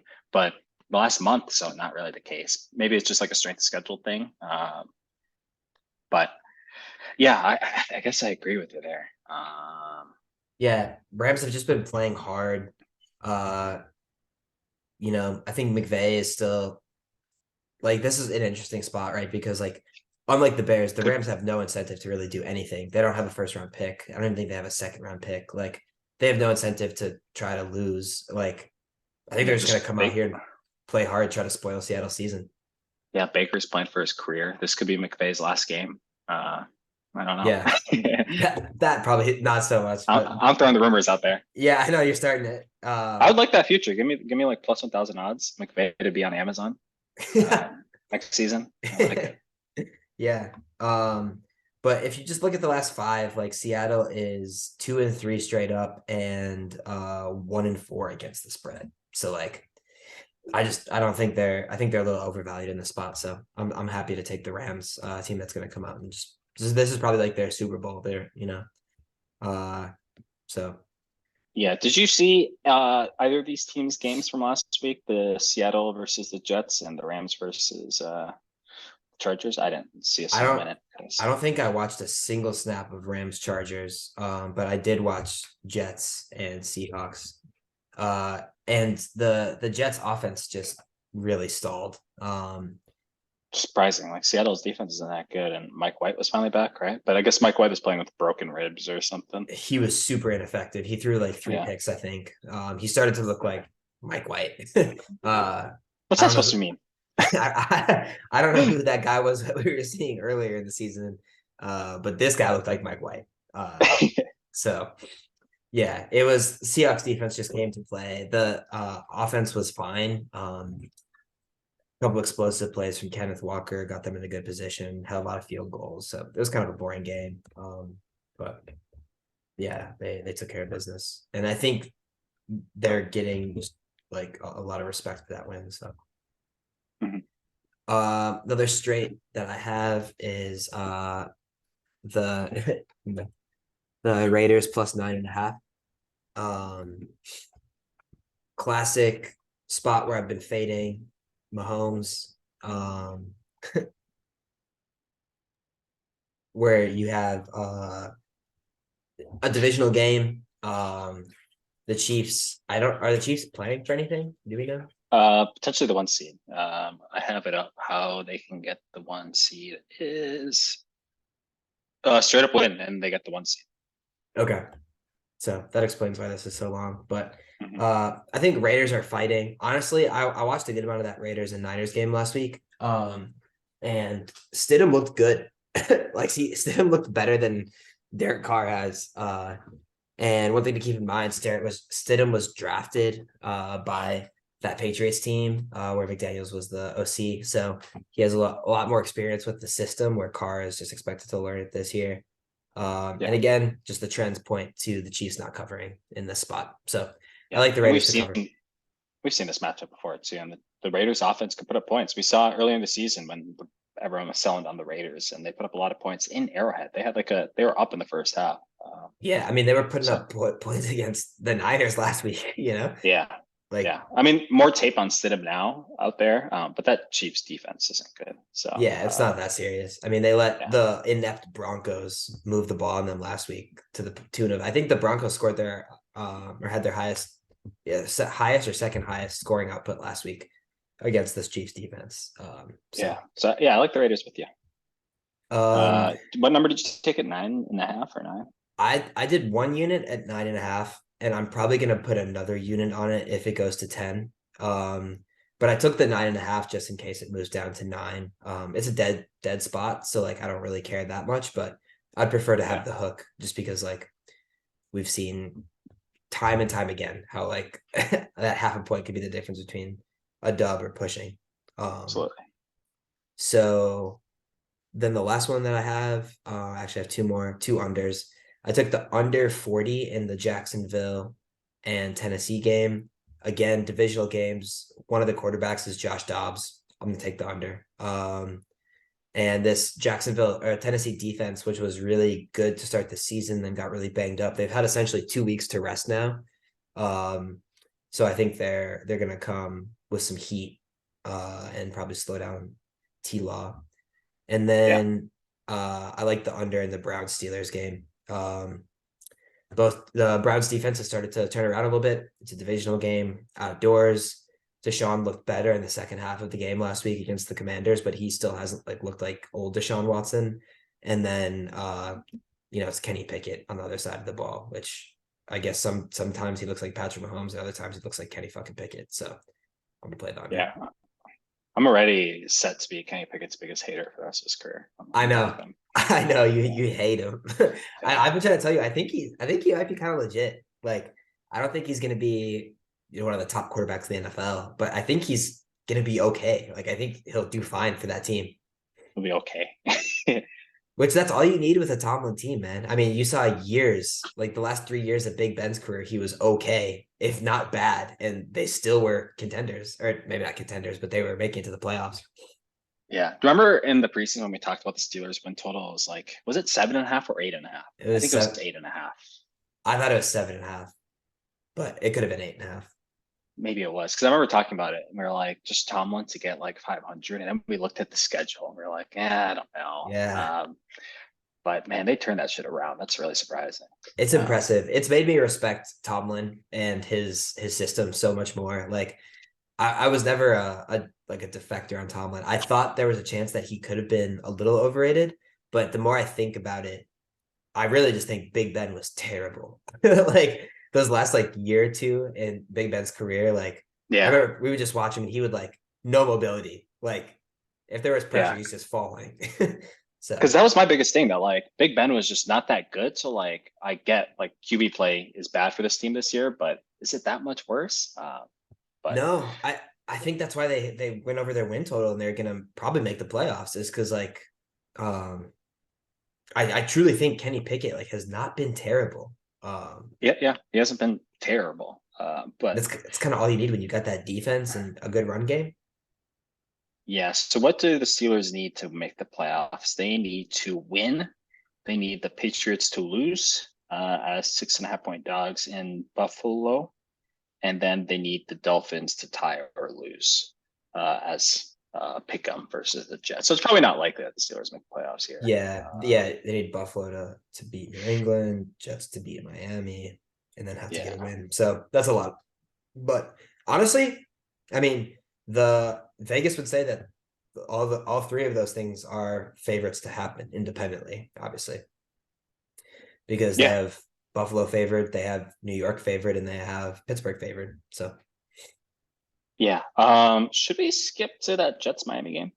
yeah, let's talk about it because the line makes no sense to me. Yeah, because this is like the ultimate motivation game, right? What the hell do the Jets have to play for? The Jets are eliminated. The And the Dolphins Dolphins are playing season is for a on the wild card line. spot. Yeah. Yeah. And like I said, like I watched a lot of that New York Miami game because I had a lot of exposure to it. It was teams and teasers, and then I put I think 2 or 3 units on the game to go under. So that last fucking touchdown just was like a 6 unit swing for me. But anyways, What game was the it? The Patriots Miami last week? Patriots Miami, yeah. Yeah. I had a I took like 1 unit under 41, another under 42, and then I think it even crept up to 43 for a little bit, and I played another unit there just because I was really confident that it was going to go under all of those. And with that last touchdown, of course, it Hmm. blew it up. But I also Yeah. had New England covering. That was one of the plays that I really liked, and they were good up until they got that last touchdown. So uh, Yeah, so I don't get this. I mean, so the Jets, they beat the shit out of the Dolphins earlier in the year when Tua was hurt. Uh, that was like I think their first win of the year. The Jets are reeling, the Dolphins are reeling. Neither of these teams have won a game in over a month. But it's in Miami, and one team has their season alive. Uh, like, yeah, I don't get why this isn't like the classic inflated line. Is it just because how big they were blown out early in the year? I Or is it guess is it just because Tua's still out? I think it's the combo Tua and then not knowing who the quarterback is. But I'm going to tell you right now that it's going to be Skylar Thompson. Yeah. Um, but it looks like Teddy's not even. Oh, Teddy is on the injury report. Yeah, I think this is going to be Skylar Thompson. Another thing they're missing is they're starting left tackle again. And against this Jets D line, that could be potentially quite scary. But yeah, I don't know, man. If I'm looking at just motivation, I've been higher on the Dolphins all season, I guess specifically to start the season. But I think they'll come out here and win this game. So it's +1 on the spread, +100 on the money line. I think I'm just gonna rock with the money line. I'm with you. I mean, I was kind of hammering the Dolphins whenever they had a backup quarterback this year, just because like I'm not that high on Tua, and I think this offense should be rather easy for a backup quarterback to play with. I didn't bet them against the Patriots last week. I probably should have, but uh, at least it would have won. But it wasn't like a comfortable cover, at least. But Not now at you're at all. home. And now you're at home. You're playing a team that's out of it, right? I guess they're still going to show up and they're still going to play. It's a divisional opponent. They're going to want to finish their season on a high note. But they should win this game. Like that offense is just it can be so explosive, and even when you're playing like with a quarterback that just doesn't have that deep passing game, like just like those short and like intermediate routes with Waddle and Tyreek Hill, it's gonna be really hard for the Jets to stop. I think they're at Oh, home. I think they should win this game. I think so too. And also like Tua, like this is a comment that you had early in the season. It was like Tua's not out here making like Josh Allen throws. You know what I mean? Like Oh there are yeah. plenty of times where like Tyreek is wide open 40 yards down the field and like he has to slow up or adjust to make the catch. Like it's not like Tua has some incredible arm talent. He's pretty accurate. As Tyreek said, most accurate quarterback in the league. Mhm. But I from what I've seen from Skylar Thompson, there's nothing that like concerns me that he won't be able to distribute the ball to the fucking middle of the field and hit one of your two Pro Bowl receivers. So I feel pretty good about it. Yeah, me too. Looking at the action so far on it, everyone's on the Dolphins. It seems like, which makes sense. I think also the Dolphins are going to get hammered on the money line, so that Yeah, where'd you concerns me. see that? Just on VSIN. So I see it's like around 60, money line's like 70%. Yeah, Yeah, yeah, already creeping to 70, and I bet closer to kick. This is going to be 75, 80. If it stays at the same line in odds. So yeah. concerns me a little bit, but I'm gonna go ahead and lock it in at the plus 100. Um, just a 1 unit play, and I'm not gonna touch the spread or the total here because yeah, I already went down from plus 100 to minus 104. So I'm placing right now too. yes, sir. Big boy is moving the market. So now since the Dolphins, they need the Patriots to lose, right, to make the playoffs. So we'll talk about that game next. Yeah, let's do it. Let me place this Dolphins bet quick. Did you just do money line or spread? I just did the Plus money one on the line, spread. I'll do it too. but now actually I probably should have taken the spread because it's minus 106 on the spread, and you get a point where I just paid minus 104 for the win. Um, but I guess the odds of them, winning or losing by a point, pretty slim. Yeah. So All right. I'm riding. All right. let's go. Now we got Patriots on the road in Buffalo. Mhm. 6.5 point spread. The last two times the Patriots have played the Bills, they've gotten smoked. But these spreads stay close. Any lean here? I don't know, man. What's weird about this number is you get the Pats plus 6.5 at plus 107. Yeah. That's weird. Because let's see, a lot of books are showing 7 or even 7.5 right now. That's just Bet Online's number. So yeah, Is that telling? yeah, I mean I guess you could say what that Bet Online values them more, or that feels like some Bet Online exposure thing for me. Because like Yeah. why would they offer it at a plus number? Well, let's see Circa's line.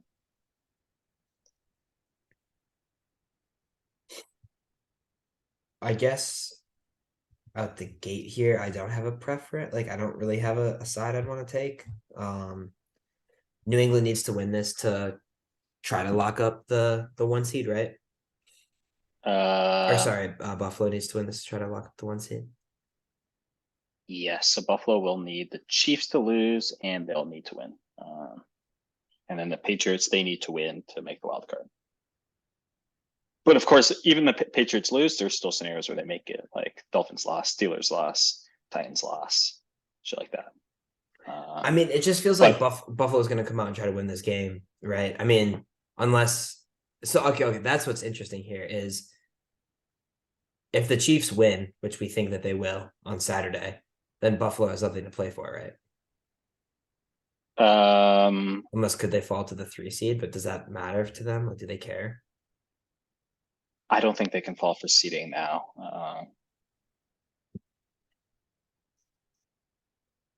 Yeah, I don't think so. Yeah, if they can't lock the 1 seed in, So maybe that's why this line is hovering there, I just think waiting to so see what happens for in sure. the I Chiefs think game. I bet this thing plummets when the Chiefs win, right? Like this probably comes down to what, like Patriots plus 4.5, plus 4. Because like there's no way Buffalo is gonna like be out here like really trying if there's nothing to play for. No, and especially if they have to play the next week. But also that means they probably don't like sit their starters because that would be like what, 2 weeks of rest. You haven't played a What's wrong full with game that? since. I guess nothing's that wrong with it. Yeah, Like I it's an mean, experienced team. yeah, it's an experienced team. Like these guys are NFL players. Like Yeah, it, I mean, I think rust is like a significant like factor coming into the playoffs, right? Like I don't think you want to have 2 weeks off, especially like with the weird shit that just happened last week in Cincinnati. You probably want to play this game.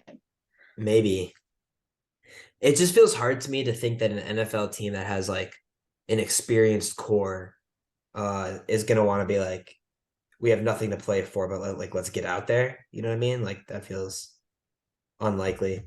Also, another Yeah, thing, the Patriots are just really banged up. Like looking at their injury report, um, not really anyone that's like super important. I guess both like three of their starting DBs though, which is really interesting. So, Jonathan Jones, Jalen Mills, and Jack Jones. Jack Jones is already ruled out. Jalen yeah. Mills and Jonathan Jones are both questionable. And so, like, if the Bills do play and you're missing three of your starting four defensive backs, I don't feel good about them being able to hang in there with that. Yeah, and I guess that was the case last week, but it was the Dolphins and Teddy slash Skyler. And this is Josh Allen in Buffalo. Yeah, it's a little different of an offense in Yeah. terms of the potency. Um, so I feel like you're leaning towards not making a bet until Sunday or something. Uh no, I think the value here now is with New England at the 6.5. Because if anything, this line is gonna get tighter. Because the only thing that would happen to change that, Unless the Chiefs lose. unless And the then the Chiefs Bills are lose, and the Bills which are playing for a 1 seed. if that's the case, then you should parlay the the Bills on the spread with the Raiders money line. I bet Bet Online won't let you, but let me try. Because uh, then you're getting some really good value. Because then this yes, you thing can. probably, yeah, this thing, if you think that's even a remote possibility, and honestly, that's probably a good way to get some exposure to the Raiders on the money line, Yeah, and because I also don't just think. plus up the EV. Yeah, because I mean, we think that Raiders line is inflated, and I don't think it's complete. Like, it wouldn't completely shock me if the Raiders win that game at home. No, it wouldn't, especially after how they looked last week. I mean, man, they were fighting last week. Like they had nothing Yeah, to play for. Like they have yeah, literally nothing to play for, and they were beating the Niners for most of that game. I mean, it had to go to OT, you know. Um, So yeah, I mean, I don't necessarily think they are a live dog, but if you want to just say fuck it and like parlay the Bills spread, because in the event that the Raiders win, this Bills spread is gonna go through the fucking roof. It's gonna be like 8.5, 9, because then if the Bills know they can come out here, beat this team, and lock up the 1 seed and get another week of rest, they will for sure pile it on. And I think like yeah, at home with a Bills team that's trying and a super banged up secondary for the Pats, like I think it could get out of hand. yeah, Yeah, it looks like you're getting yeah, Raiders money line and Bills spread. It's plus 722. yeah. I That's think I like that. I think I'll do a sprinkle it's there. not bad. Yeah, I mean, so I think though, if that scenario happens and this line goes over the touchdown, I think I'd still would take I would take the Patriots then at over a touchdown. Right Because now, you're though, with an under touchdown, I think I do lean the Bills. just because you think it's like it'll get inflated. I think so. Yeah, and really, like, That's what I'm saying. You probably get the good value it's on it going to be the now. same game for the Patriots no matter what. They're still trying to win no matter what. That's So true. just because the team on the other side has a little bit of motivation, like I don't know if it warrants like that much of a swing over a touchdown number. Yeah. Yeah, I agree. But I mean, the Bills have easily covered a touchdown the majority of the time playing the Patriots over the last couple of years. So um, Yeah. Um, yeah, I think the if the Bills have motivation, I think this could be a routing.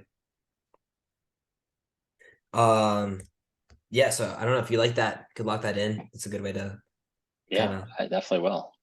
get some value there. Yeah. So the last kind of game connected here in this AFC wildcard picture is, and this is the team that well has the least control of their scenarios, the Steelers playing the Browns. Hmm. It's where is this game? In Pittsburgh, Steelers are -2.5 favorites. It's been sitting there, which is kind of funny. Like Pittsburgh for sure. I mean, they're playing the same time as these other teams, so it's a must win for them. Cleveland, they're not really playing for anything, and it's still under the hook or under the field goal. Hmm. The money I would imagine is interesting. It's damn near even with potentially more money on the Browns. Um, Yeah, for some reason, my gut says to hang with the Browns here. Um, It's the ultimate Tomlin letdown spot, right? Kind of feels like it. Yeah, it honestly kind of does feel like it. Um, I think also just like Tomlin historically as a favorite, not great against the spread. Yeah. Tomlin really shines in those underdog spots. But yeah, it just feels like a big letdown. Like you travel to Baltimore, keep your playoff hopes alive by beating the Ravens at home on a Sunday night. Now you have to come back in a noon slot and play a division rival who's only one game, who's lost one game. You know, like they're only one game behind. It's not like these teams are like, you know, incredibly different from each other in terms of their performance over the season. So, Yeah.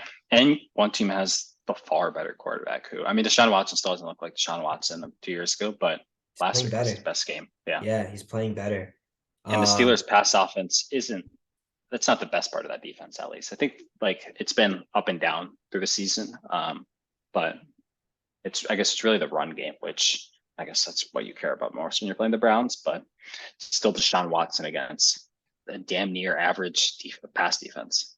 yeah, the thing too is like Washington has one of the best the Commanders have one of the best run defenses in the NFL, and it didn't matter. I mean, Chubb and Hunt were still just gashing them. Like Yeah.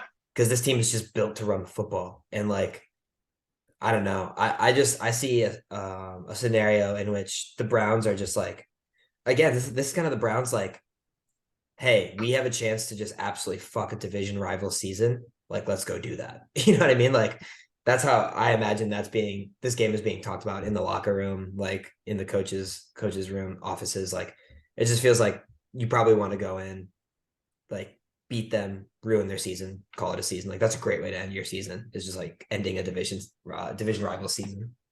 Yeah, So, I'm with you there. I like the uh, Browns here. yeah, I think I'm on the Brown side. And Um, like we said, like they've just been surging in terms of DVOA the last couple of weeks. Defense has been playing better.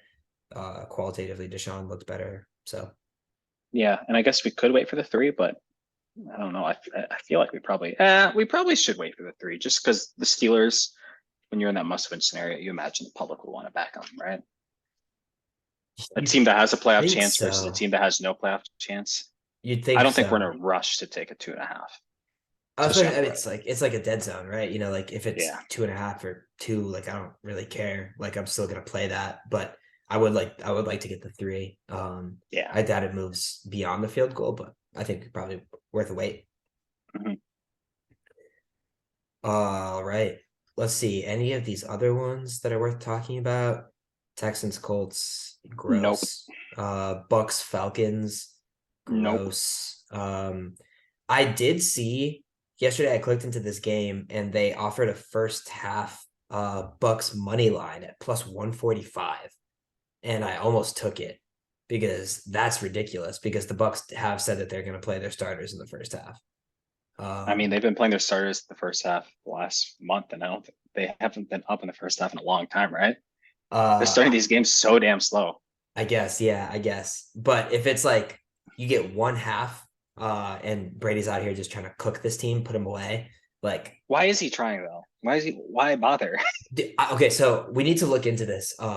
But I think I saw a tweet from like one of the cappers that I follow that About Brady, contract incentives?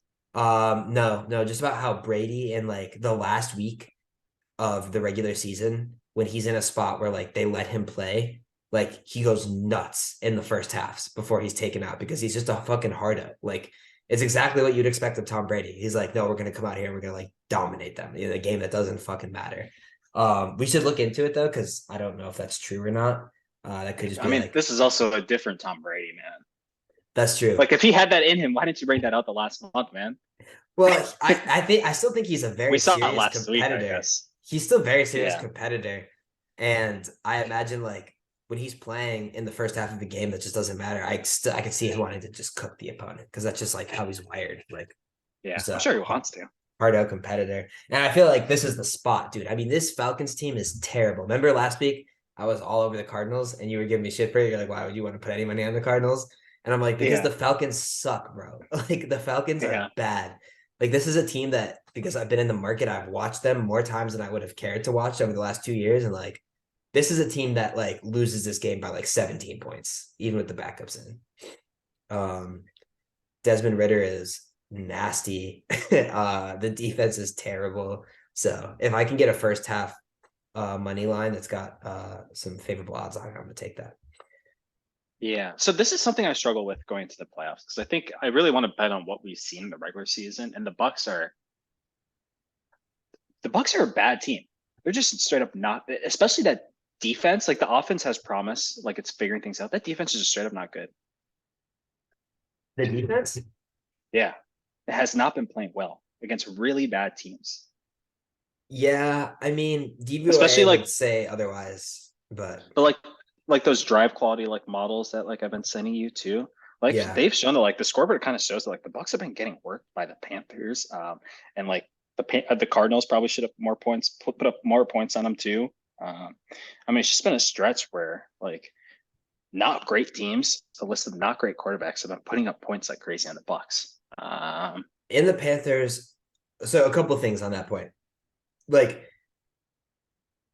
part of that is when your offense is so anemic, it's so hard to play Yeah. defense on a team like that, you know, because like you're like, all right, we just went 3-and-out again, like back onto the field. And like if you do that multiple times, like as a defense, like pass rush starts to get tired. Like you can only compete like this is an offensive league. You know what I mean? If your defense is on the field for 70% of games because your offense goes check down, check down, check down, punt, like it's hard to play defense. Whereas last Mhm. year, like this defense wouldn't have to be on the field much because they would just drive and drive and drive and then hit an explosive play and then drive, drive, drive. And like it's a little bit different. Also, in fairness, like the last 5 weeks, they held the Saints to 16 points. The Saints, who have looked pretty good in the last 5 weeks, like beat the Eagles. They've been competitive otherwise. They got steamrolled by Purdy in the Niners, so I don't know what to tell you there. They held Burrow to 34. I guess it's Damn near probably in the second half. Yeah. um yeah, and then 16 to the Cardinals, and 24 to the Panthers, who the Panthers, bro, like they've been pretty good. Like they Okay. haven't been terrible. So next week they're gonna host either the Eagles or the Cowboys. Yeah, I hope it's the Cowboys because they beat the Cowboys. I'm telling you right now, they beat the Cowboys. You think so? Yeah, I do. I I mean, really they do. beat them week one, but those are two completely Dude, different it's the teams. script. It's the fucking script. You know better. You know, Yeah. think about how perfectly that plays into what we've been saying, like the script. You know what I mean? Like you have a Cowboys team who's gonna have to go on the road after a season where they've been pretty dominant, but they have the same fucking issues. They have a shaky offensive line. They don't really have explosive receivers. Like sometimes they just get whooped. Like, I don't know, dude. They still have Mike McCarthy as the coach. And then you go play Tom Brady. Like, this is a game where it's So this is easy. a script writers, or what has the season shown us thus far? And I think the season has shown us that like the Bucks have been bad. Their lines consistently are still inflated. Um, like if I'm setting this line for next week, Cowboys or Eagles, I don't care. It's over a touchdown, Yeah. damn near a touchdown. But I don't think we're gonna get that. It's probably gonna be Cowboys minus Four and a three, half. 3.5. Yeah. Eagles, you get 4, 4.5, right? That's not enough, is it? Um, wait, so where are the Bucks seated again? They're going to be the last place divisional champs of 4. Yeah, yeah, right. So they wouldn't get the Eagles because I Because guess if the Eagles, it's not likely, but the Eagles could lose the NFC North or NFC still. yeah, I bet they get the Cowboys, and Yeah, I am gonna be all over the Bucks in at that. plus 3.5 at home. Yeah, yeah. I I think we might be on opposite sides there. I think that's I'm gonna okay. feel so fucking stupid though, but I know, dude. It's just like it's one of those either way, things. you lose that bet, you're gonna feel dumb. Yeah, for sure. Yeah, because you're like, dude, Um, it's Tom Brady. He looked like a senior citizen all season. yeah. Or it's gonna be like classic Cowboys, like they Hmm. go on the road and they just look terrible because they get out coached, they get out competed. Dak makes some mistakes. Like we've seen that script too many fucking times, dude. It happens every year. Yeah.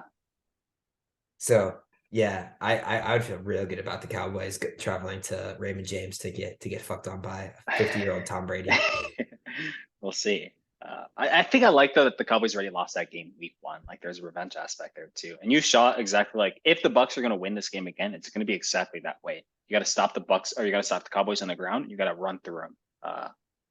Yeah, they also lost Dak in that game. And But they're he was off. playing terrible Yeah, in that game. that's true. He did start But poorly.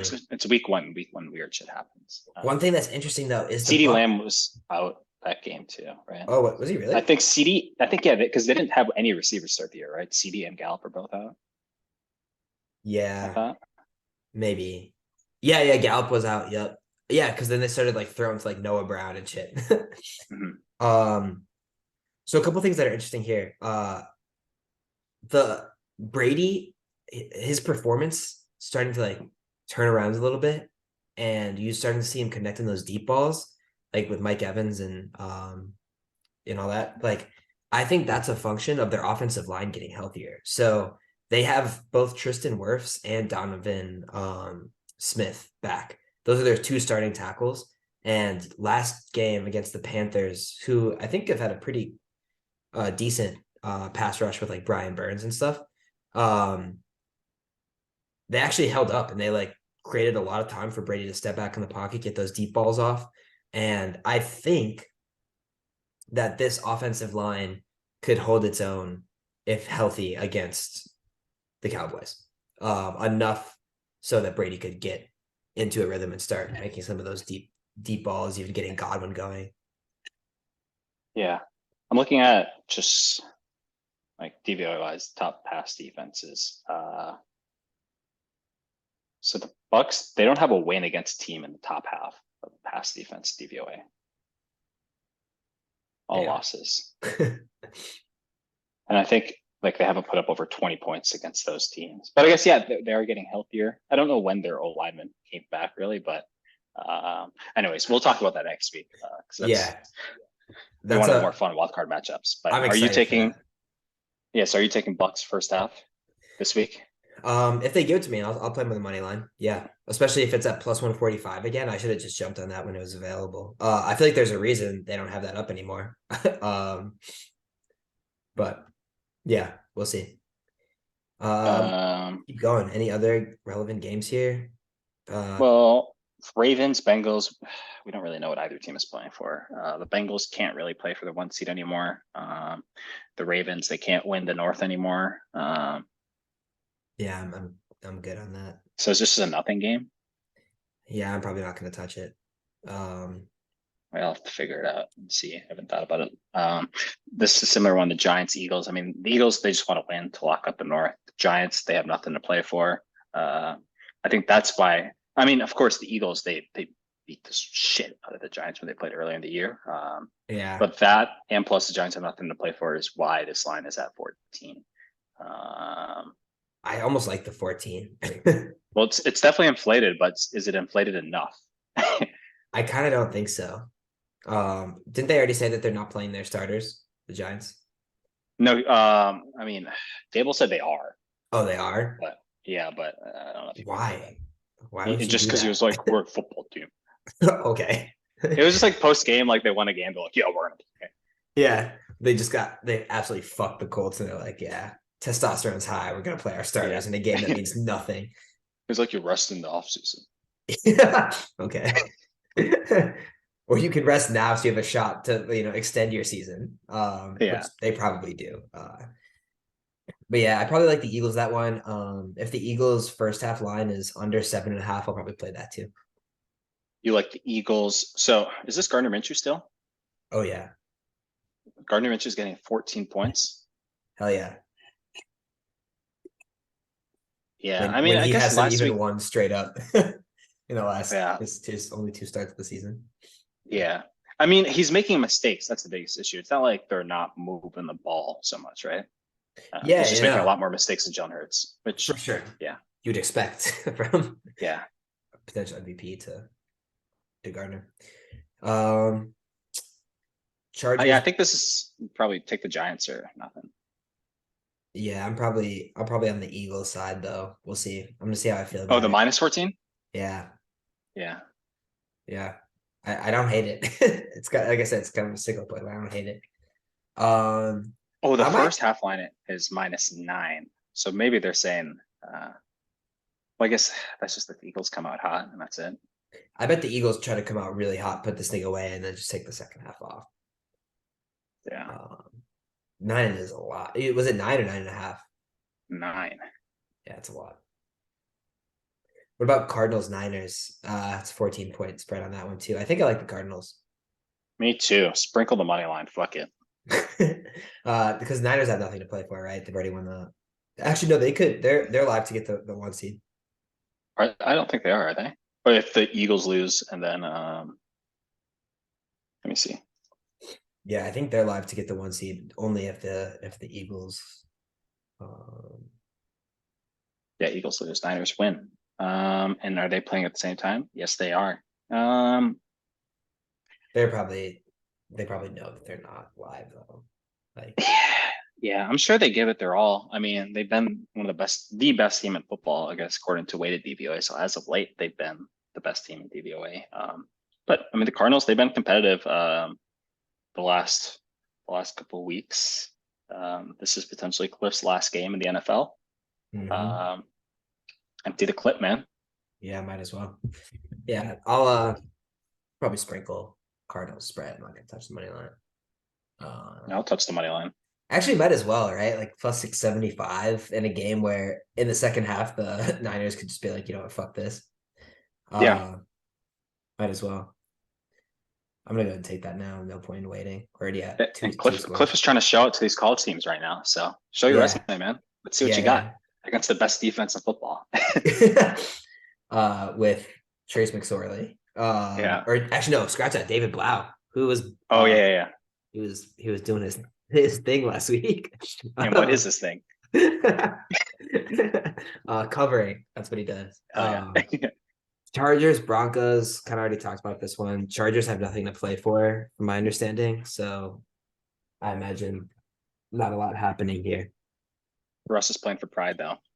Yeah, I think Russ loves these spots, man. Like, Yeah. He's been playing his not ass off the yeah, I last know. month or so. Ever since the Chiefs game, I'm like, "Dude, what's wrong with this guy?" He's just going crazy. um, So what do you like, Broncos there? I think so, but do I really need to play something here? Yeah, no. The Yeah. answer to Oh, the they're question. favored too. Yeah, they're favorites. I'm good. Yeah, I'm not gonna touch it either. Who's quarterback for the Chargers though? I don't know. Was Herb starting? I imagine Herb starts.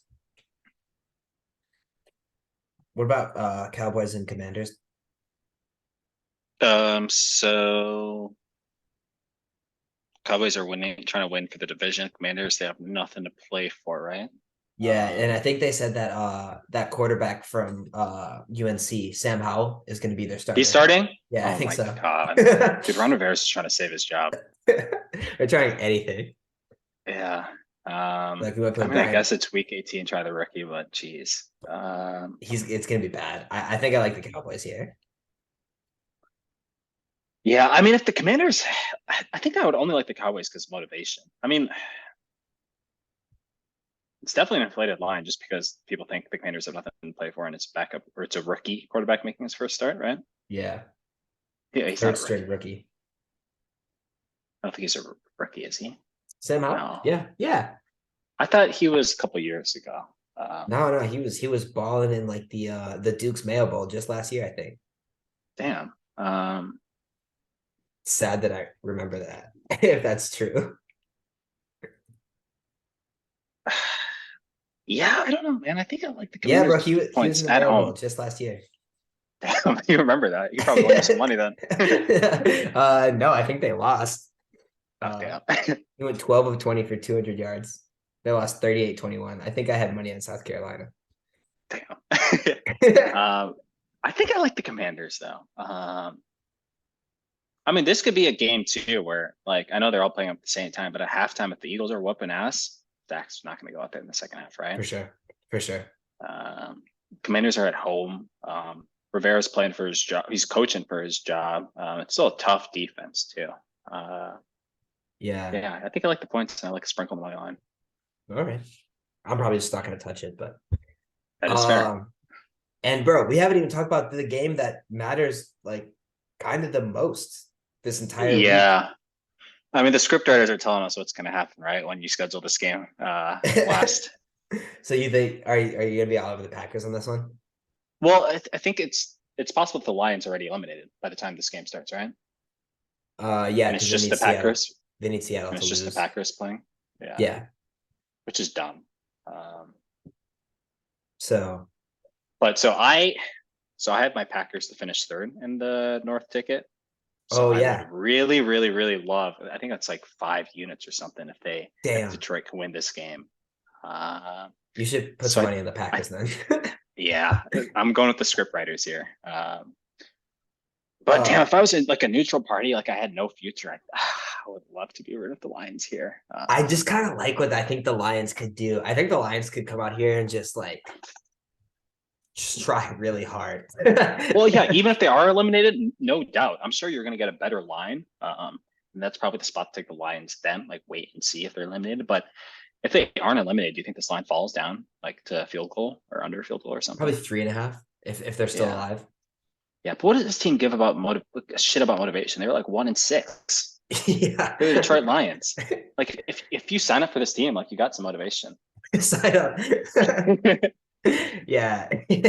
Yeah. I mean, I know I just know like that in that locker room pregame, Jamal Williams is gonna be crying his ass off. Campbell's gonna They're be all going to talking be about crying. they're all gonna be crying. Campbell's gonna be talking about eating shins and shit. It's gonna be like a scene. Yeah. Um, And the Packers are feeling themselves now off like the most unimpressive yeah, like 4 game winning streak. Like, yeah, I guess seriously. the Vikings game, like putting up points like that for the first time all year, that is impressive. Like just to do that, who cares if it was against the Vikings defense? Yeah, but you got to take off 14 of those points for like Yeah, like it's not like the offense was out here putting up 41, It's yeah, like agreed. And I was so unimpressed by like the past 3 games that they had too. Like, I just don't even think the Packers should be alive in this spot. I don't know. I think they should have nothing to play for right now, but yeah, they're here now. Got to go with the script writers, I guess. it would be I mean, we've seen Detroit in this position so much where like they're in the wild card game or they're like this wild card position and Goodell makes the call. Like, it's just not fair. It's not fair, but that's the way this shit goes. Yeah. I I think I like the value on the number because I think Detroit really gives them a run for their money. I mean, like the last two times these teams have played, the Lions have won outright. Um, so Yeah. And so I think the last one is weird because I think I did back the Packers there. And that was when Aaron was he had like multiple red goal line interceptions, like 3 in the first half or whatever. yeah, two or three of them. Yeah. And they put up 9 points, like which was at the time like one of the worst defenses in the league. Yeah, I don't know. It's just so dumb that they're doing that Seattle game first. Yeah, yeah. It just really like makes it not impossible, but like you kind of don't want to bet on it. I guess there is some value here though, kind of that same way that we parlayed If you're the parlaying, yeah. yeah. So let's So let's talk look through at it. that. Yeah, the Seattle money line and Detroit money line, right? Or Detroit spread? Would you do? Just understand that the spread would fall. Yeah, so I would do Or sorry, Rams money line, right? yeah, Rams money line and okay, so if the Rams win, that means Detroit's still alive. That means that spread's coming down to probably 3.5, 3, which is funny because it's not like it changes their motivation. They're gonna come out and try to win this game regardless. Yeah, But I yeah, mean, same reason why we're back in the Browns, right? yep, exactly. So I think you take Lions 4.5 and you take the Rams on the money line. Yeah, so it's And like plus 526. yeah, I like that. Yeah, I'm gonna do I both those parlays. and I think this one feels very alive to me. I could see the Rams coming out and straight up winning this one. Like I feel actually rather maybe not confident, but I think like that's more likely than what the 225 would indicate. Yeah. Yeah, I'm with you. I'm just gonna do a half unit on that because you're already getting such good odds. You're getting this at plus 526, so I'm just gonna do a Yeah, halfie. for sure. Um, Truck versus the world, though. yeah, man. I wonder how much value does it shave off if you take the Rams spread? But why would you do the spread instead for the Rams, right? Because the idea is Yeah, that like you need Seattle to be eliminated for the line to move. A close game for exactly. Seattle won't move the line. Yeah, So the correlation is really only with the money line. bang. I locked that one in. I don't But feel good about the Raiders winning, so I'm not gonna do that one. no, but But I mean, they say that like with parlays, like these like scenarios like these are really the only way where you can get a plus EV parlay when it like it's gonna affect the line, for sure. a future line. Yeah. Yeah, nice. Well, I feel good about that one. That's a fun one. Yeah. Another thing, so all over Twitter and I guess TikTok too, like this week, you're going to see like the player prop contract incentives. Like, I Yep. think one I saw was like Christian Kirk needs like 10 catches and 92 yards for like a Yeah. 500K payday, which like, dude, they're like this is basically a damn playoff game. Christian Kirk, Yeah. like I get it. He has 1,000 yards of the season, but, or if idiots are like betting him up to get like 100 yards, like that line's just going to be so damn inflated.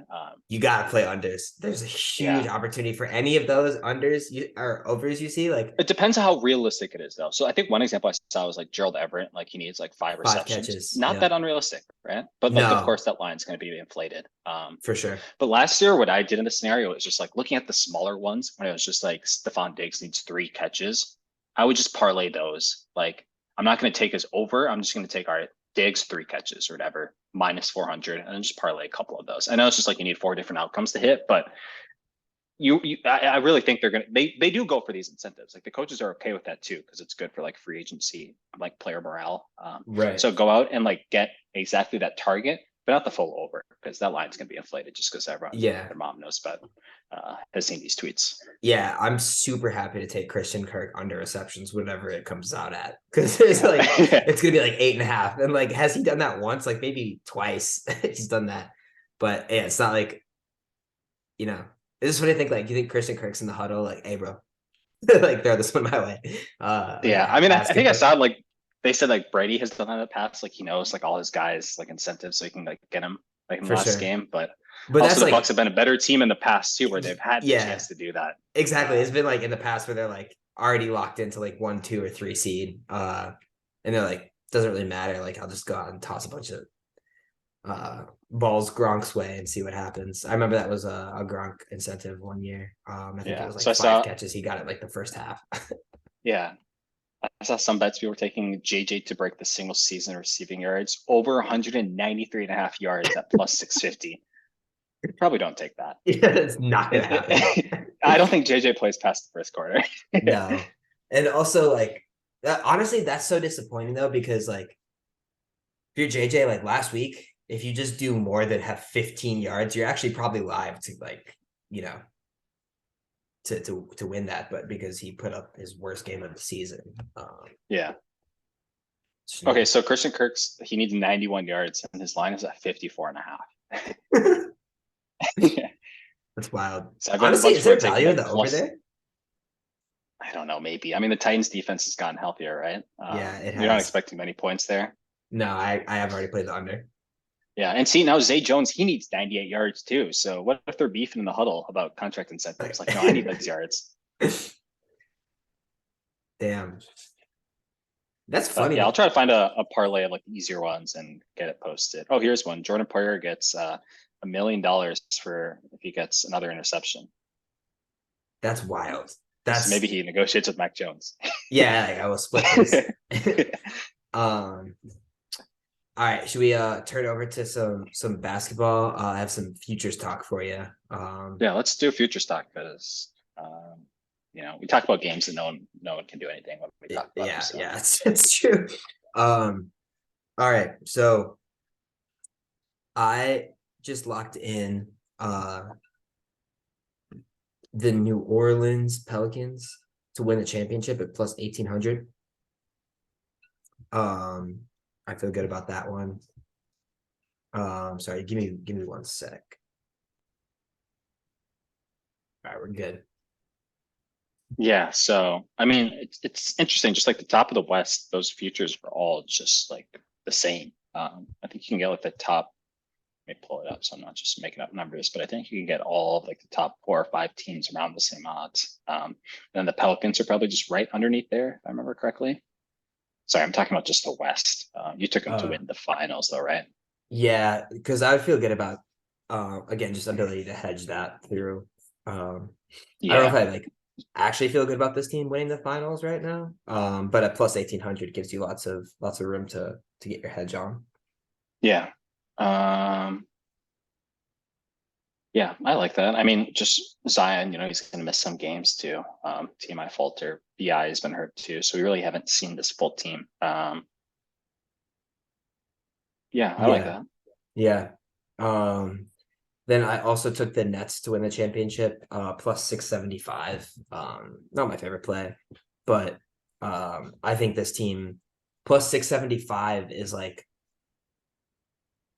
I feel like still a lot of value on it for how good this team's looked. Like we've seen this team now at what they can do when they all play and they're all like in sync.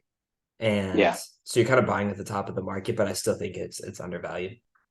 yeah. I mean, I think because if they do go into the playoffs like on this like heater, and they're still like the number one team in the East, they're going to be closer to like plus 300. But I guess my only fear is that like the odds that one of these KD or Kyrie gets hurt in the next couple of months and they miss some time and they For slip a sure. little bit. For sure. Bucks, they get hot.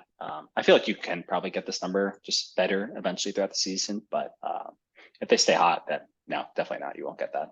Hmm. Um, but yeah, I took them just to win the East. But I was hoping I can get like a better number on the Bucks, but man, that shit won't come down no matter what. Like things haven't been Yeah. great in Milwaukee as of late. People are injured, but just can't get a better number on them, which I guess that makes sense. It's just come There's playoff time, there's too they'll be good. there. Yeah, they're Yeah. just too good.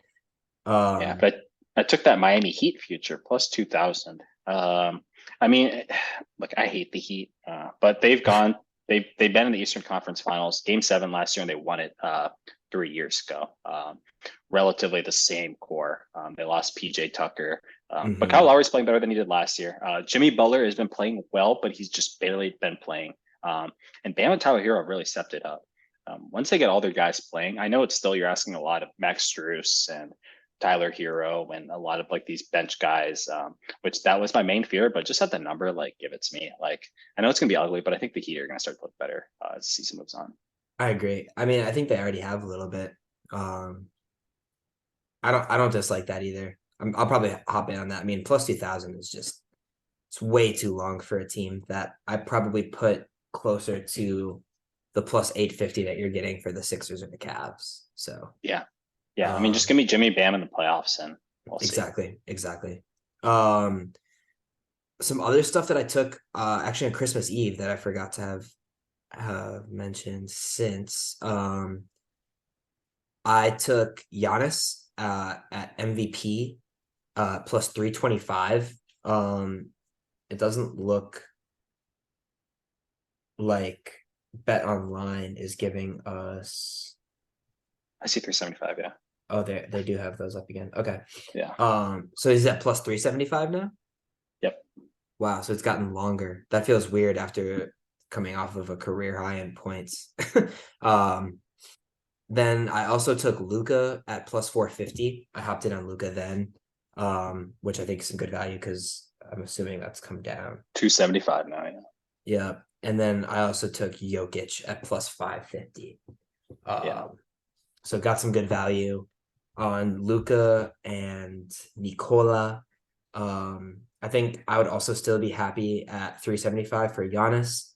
Um, and then in terms of I've been keeping a track of my portfolio now for NBA MVP. Got Trey Young, courtesy you, plus 5,000. sorry. I'll just give you a hard time. It's only half a unit for me, so I'm not sweating it. I took Steph Curry literally like 2 days before he got hurt at plus 750. I honestly think there's some great value on him at plus 5,000 because he's getting reevaluated this week. And we've seen that this Warriors team can still beat people at home without Steph, but when they're on the road and when they're missing one of Draymond or Clay, they just fall apart. Um, Mhm. so this is exactly what I thought was going to happen to the Warriors at some point throughout the season. You lose Steph for a few games, everything falls to the bottom of the market in terms of value. It's a great time to buy Warriors futures. And it's funny because you still can't even get that good of a deal on them to like come out of the West. They're still the favorite. Um, Yeah. but I love Steph right now. I might buy back in at 5,000 just to sprinkle a little bit again because I'm really long on Steph Curry. Um, and then got Booker at plus 4,000, which I also don't like that either. He's not even someone you can bet on right now because he's hurt. But Yeah. yeah, Um, I know you don't like the Suns really, and I think you like took their unders, but they've been yeah, terrible now with I think without Booker, they've been like 1-7 over the stretch. I feel like I'd yeah, like them just on a future to win the West. Just knowing that if Booker is there, they're just a much better team than they're priced at right now. I know everyone's low on them. Chemistry isn't great. Everyone hates each other, but come playoff time, it's going to be Booker, Aiton, and I mean, we'll see if Chris Paul is there too. But I feel like come playoff time, like the odds are going to be higher as long as Devin Booker is there. yeah, yeah. I agree. I think this is a great time to buy Suns team win total overs. They're already down to 46 and a half. I think this was at like 57 preseason. Mhm. Um, so that might be another angle. If you don't want to take them to make it through the entire playoffs. Just because I don't like the Suns in the playoffs. And we kind of saw that last year when they got beat by the Mavs. Like this is just a weird playoff team. So um I think you are seeing the bottom of the floor with their regular season win total at 46 and a half, which I'm gonna play because you get it plus Yeah. 115. Um some other teams kind of in that same boat that are underperforming. Um I guess like the Miami Heat, you could take their over. What is that right yep, now? 42 and a Uh, half. I was just about to say that's another one that I really like. This is a team that towards the end of the season, come like March, April, maybe late February, like they're going to start to get their guys out there, try to contend for playoff seeding. The East is wide open right now. They probably think that they're able to go on a little stretch of dubs and get better playoff seeding. So I'm going to rock with their 42 and a half as well. Um, I think this might be an opportunity to it's kind of fucked because you missed a lot of value. But if you wanna, I'm really high on fading the Lakers right now. I think LeBron's gonna get his record from Wilt, and then I think he's gonna call it a season. well, Um, AD should be back relatively soon. I think sooner than people think. Like so, ESPN and like Woj and all them, they had that big headline about AD still being reevaluated. It looked scary, and then you click on it, and they said he'll be reevaluated like in a week and a half. So it's all not like right. he's done. Yeah, he's going to come back. But I mean, for how long? But Yeah. yeah, I Um, mean, I think the Lakers are always going to be overpriced too. So probably not too late to fade them if you want. yeah, for sure.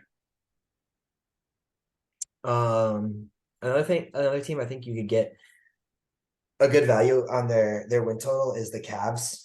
It's at 50 and a half, and they've already won 25 games. So you're halfway there, just shy of the halfway point.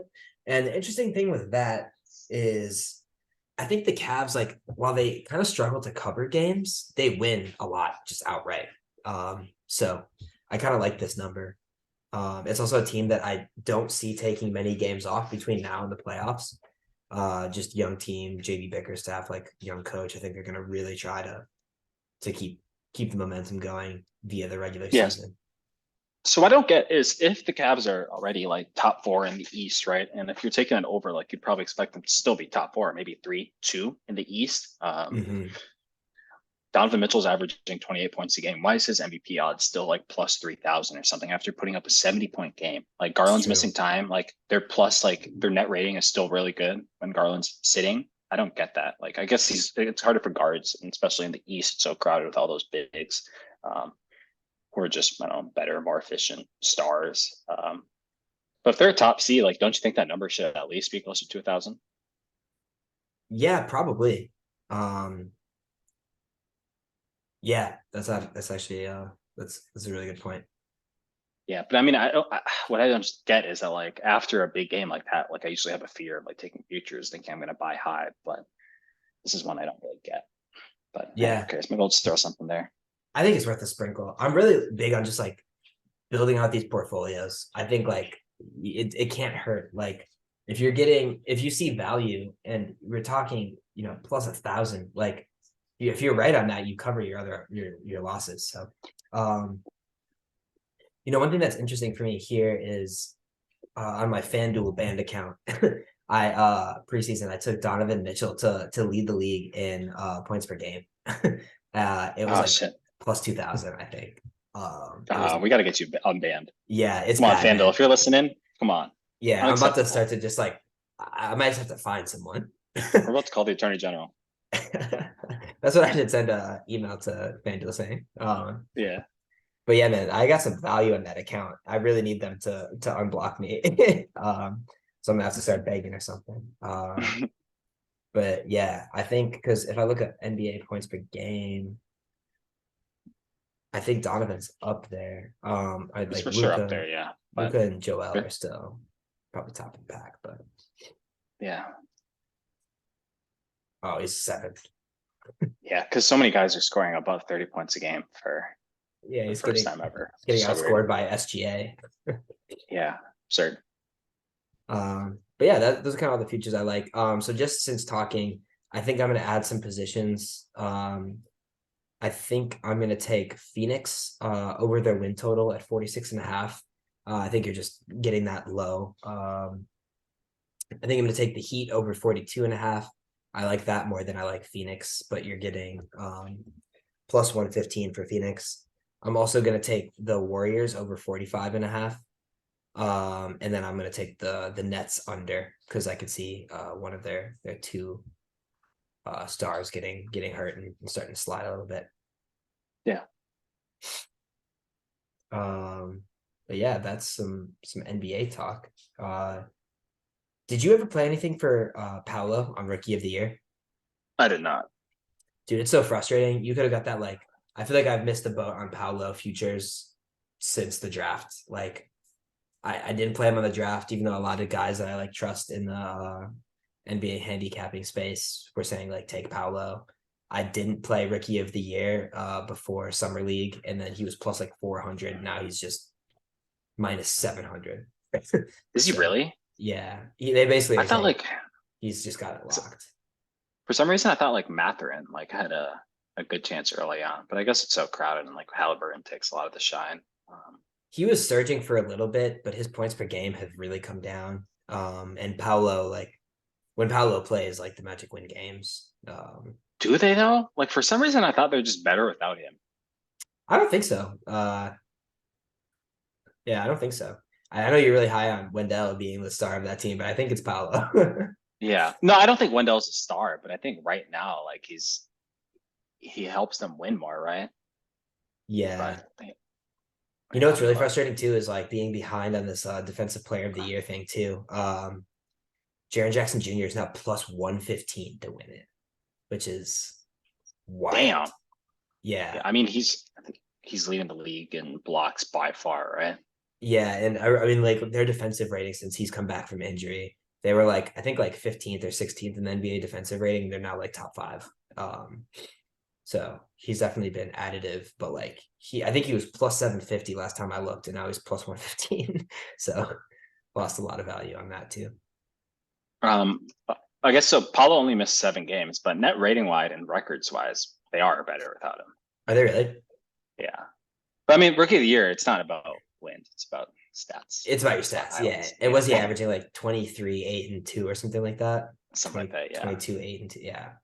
So you know what's weird is like I remember watching a lot of Duke games last year just because it was a fun team to watch. And I was like watching Paolo and I was like, this kid is like the best prospect. Like this kind of came out of Yeah. nowhere. Like I remember him being like this. Like I feel like Well, you he's never saw him like at the top of the paint or whatever, like outside the arc, or you never saw him like ball handling, which you know, like college basketball, like they're always going to limit their bigs to That's true. Like know your role. Like we're gonna put like the ball like in Trevor Keel's hands or whatever and have him Yeah. run an offense instead.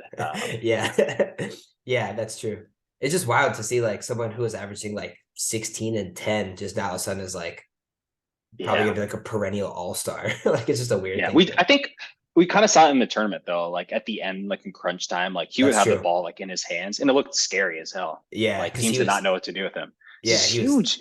and he is massive. He was lighting it up from three. He could get out and run in transition. So yeah, I guess he did. But all right, man. Anything else you want to add to this? No, I think we'll be back next week with our back to our normal scheduling early in the week. Get some Yep. playoff talk and then finalize our bets. And less games, so we probably should have more time to talk NBA too throughout the week. So that'll be fun. Yes, sir.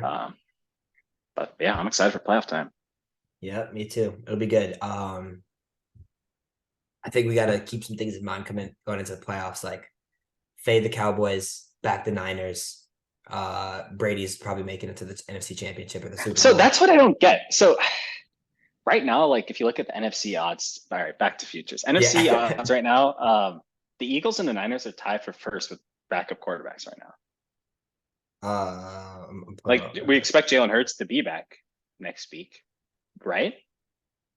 I think we haven't heard anything officially, but I think that's Yeah, just the yeah. expectation. He should definitely play And next week. I think he's even questionable for this week. he was questionable last week too. That's true. That's but true. but like it's a throwing arm shoulder injury, right? Mm-hmm. And then so Brock Purdy, he has 4 or 5 games under his belt right now. Like it looked better early on. More tape is out there, but he's going to be the team to lead, like the NFC front runner, Well, isn't there like a chance that Jimmy comes back? I guess. I think they said he'd be ready by playoffs. That was a while ago, like when he first got hurt. I don't even know if that's like a meaningful upgrade over Brock Purdy. It's just the question at Yeah. this point. Yes. I guess it's just how much value does a quarterback have? I mean, I still like the Eagles in this thing. I don't really like the value at plus 210. Yeah. I mean, yeah, I guess what's your question or like what are you thinking? I just don't know if the Niners should like be considered like the definite front runner in the NFC, or I don't know. I I don't know. Maybe agree. the I guess I still have a bias. Like I think the Cowboys are being discounted, especially when you see them at plus 475. Hmm. Because I don't know. I said I'm willing to bet on them like as a favorite at really almost any line next week against the Bucks. But you're the other way, where you think they're done next week. Yeah, it concerns me. Yeah. I probably will play them plus 475 to win the NFC Championship, though. I think there's probably some good value on that. I'm in I the mean, isn't there an process. argument to make that Dak is the best quarterback in the NFC field?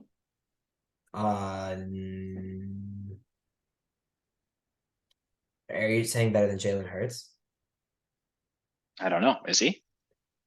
I think it's closer I than don't think people so. think. At least before the season, for sure, I would have thought, yeah, Dak Prescott definitely. Yeah, I was very high on Jalen Hurts preseason. Like probably too high. um, I'm not a big Dak fan for some reason. I'm not a big fan either, but he's good. He's I good think enough. he's good. He is good enough. Yeah, But sometimes he starts to make questionable decisions and tries to force things in the playoffs. And I don't know. I have questions. yeah. I mean, but we haven't seen Jalen Hurts get tested like that. We saw him last year in the playoffs. Didn't look great either. That was a What happens whole if different team, though, bro. Whole I different know, team. but like we haven't seen like the Eagles much where they're down early and it's all right, Jalen Hurts, like make some plays. I still trust him though, man. I mean, the team has big playability. Like that's why they went out and got AJ Brown. Miles Sanders, when that offensive Yeah, line is getting pushed, like he can hit some home runs. Um, Even like Dallas Goddard has just been like a really safe, reliable option. And I like the way this team has their weapons built. Like you just have a lot of different places for Hurts to go, and then he can also get it done with his legs. So I don't know. I don't see any value on the plus 210 for the Niners or the Eagles. I do see some value on the Cowboys at 475, but I also just don't see the Cowboys going to the Super Bowl. I don't. I know. Like I don't see it either. Yeah, I feel like they've been kind of that's the overrated thing. all season. Yeah, it doesn't make sense to me, but somehow I feel like we're gonna get a Bucks Packers NFC Championship game, just like how we thought it was gonna happen in week 2 or whatever, and it's Eh, gonna be 10-13. Yeah. Honestly, like now you're talking my language. Like that's why I like. If anything, I'm probably gonna hop in on the Packers at plus 1100. Like it's disgusting. They might not even make the playoffs, but like I feel like Because I remember early in the year, like we saw that like there were so many articles talking about like the NFC is headed toward like a battle of the bays or whatever. Like it's going mm, to be Green Bay and Tampa Bay, and those teams fell apart in October. But we're back here, and they're in the playoffs, and yeah, they have the two quarterbacks that have by far the most playoff experience, and I don't know, just big reputations. The rest are Dak and Brock Purdy and Jalen Hurts, or maybe Gardner Minshew, and maybe Jimmy G and yeah, Kirk Cousins and Daniel Jones, and then there's Tom Brady and Aaron Rodgers. But yeah. it's just like, is it that obvious that like Tom Brady and Aaron Rodgers have the lowest odds to win this in the NFC out of the playoff teams? What do you mean Or I guess obvious? not the lowest anymore. Like, doesn't that seem like kind of dumb that like it's just like a trap to get the People people to that overvalue quarterbacks and quarterback names versus like the rest of the no. teams? I think what they're trying to do is scare people off of taking them because they probably see these futures and they're like, oh wow, they're so long. And like both these quarterbacks are old and they've underperformed and the teams aren't as good as they have historically been. Like I'd rather put my money on, Jalen Hurts, who's been an MVP candidate, or the Cowboys, who I've been preached to by the media are like the best defense in the NFL and have CD Lamb and Dak and Zeke and or the Niners, who have been the hottest team in football since like week 5. So like I feel like if anything, they're trying to get people to not um, play these by making them long and Yeah, look scary. yeah. I think if we get Packers Niners first round, I think that will bet on the Packers to win. Yeah, I might too. I might too. It's just the time when the scripts come to life, man. Which is Yeah, why, yeah, just revenge from last year. yeah, I can see it. I can really see it. All right, well, that'll do it for us. Good luck to anyone out there who's betting and following our picks. And listen to this, feel free to split this episode up and treat it like, I don't know, 3 different episodes because I'm sure it's Yeah, a I'm long gonna one. I'm gonna release this in parts. Um, but yeah, good luck betting. Thanks for listening, and as always, follow us on the Action Network app, and we'll see you all next week.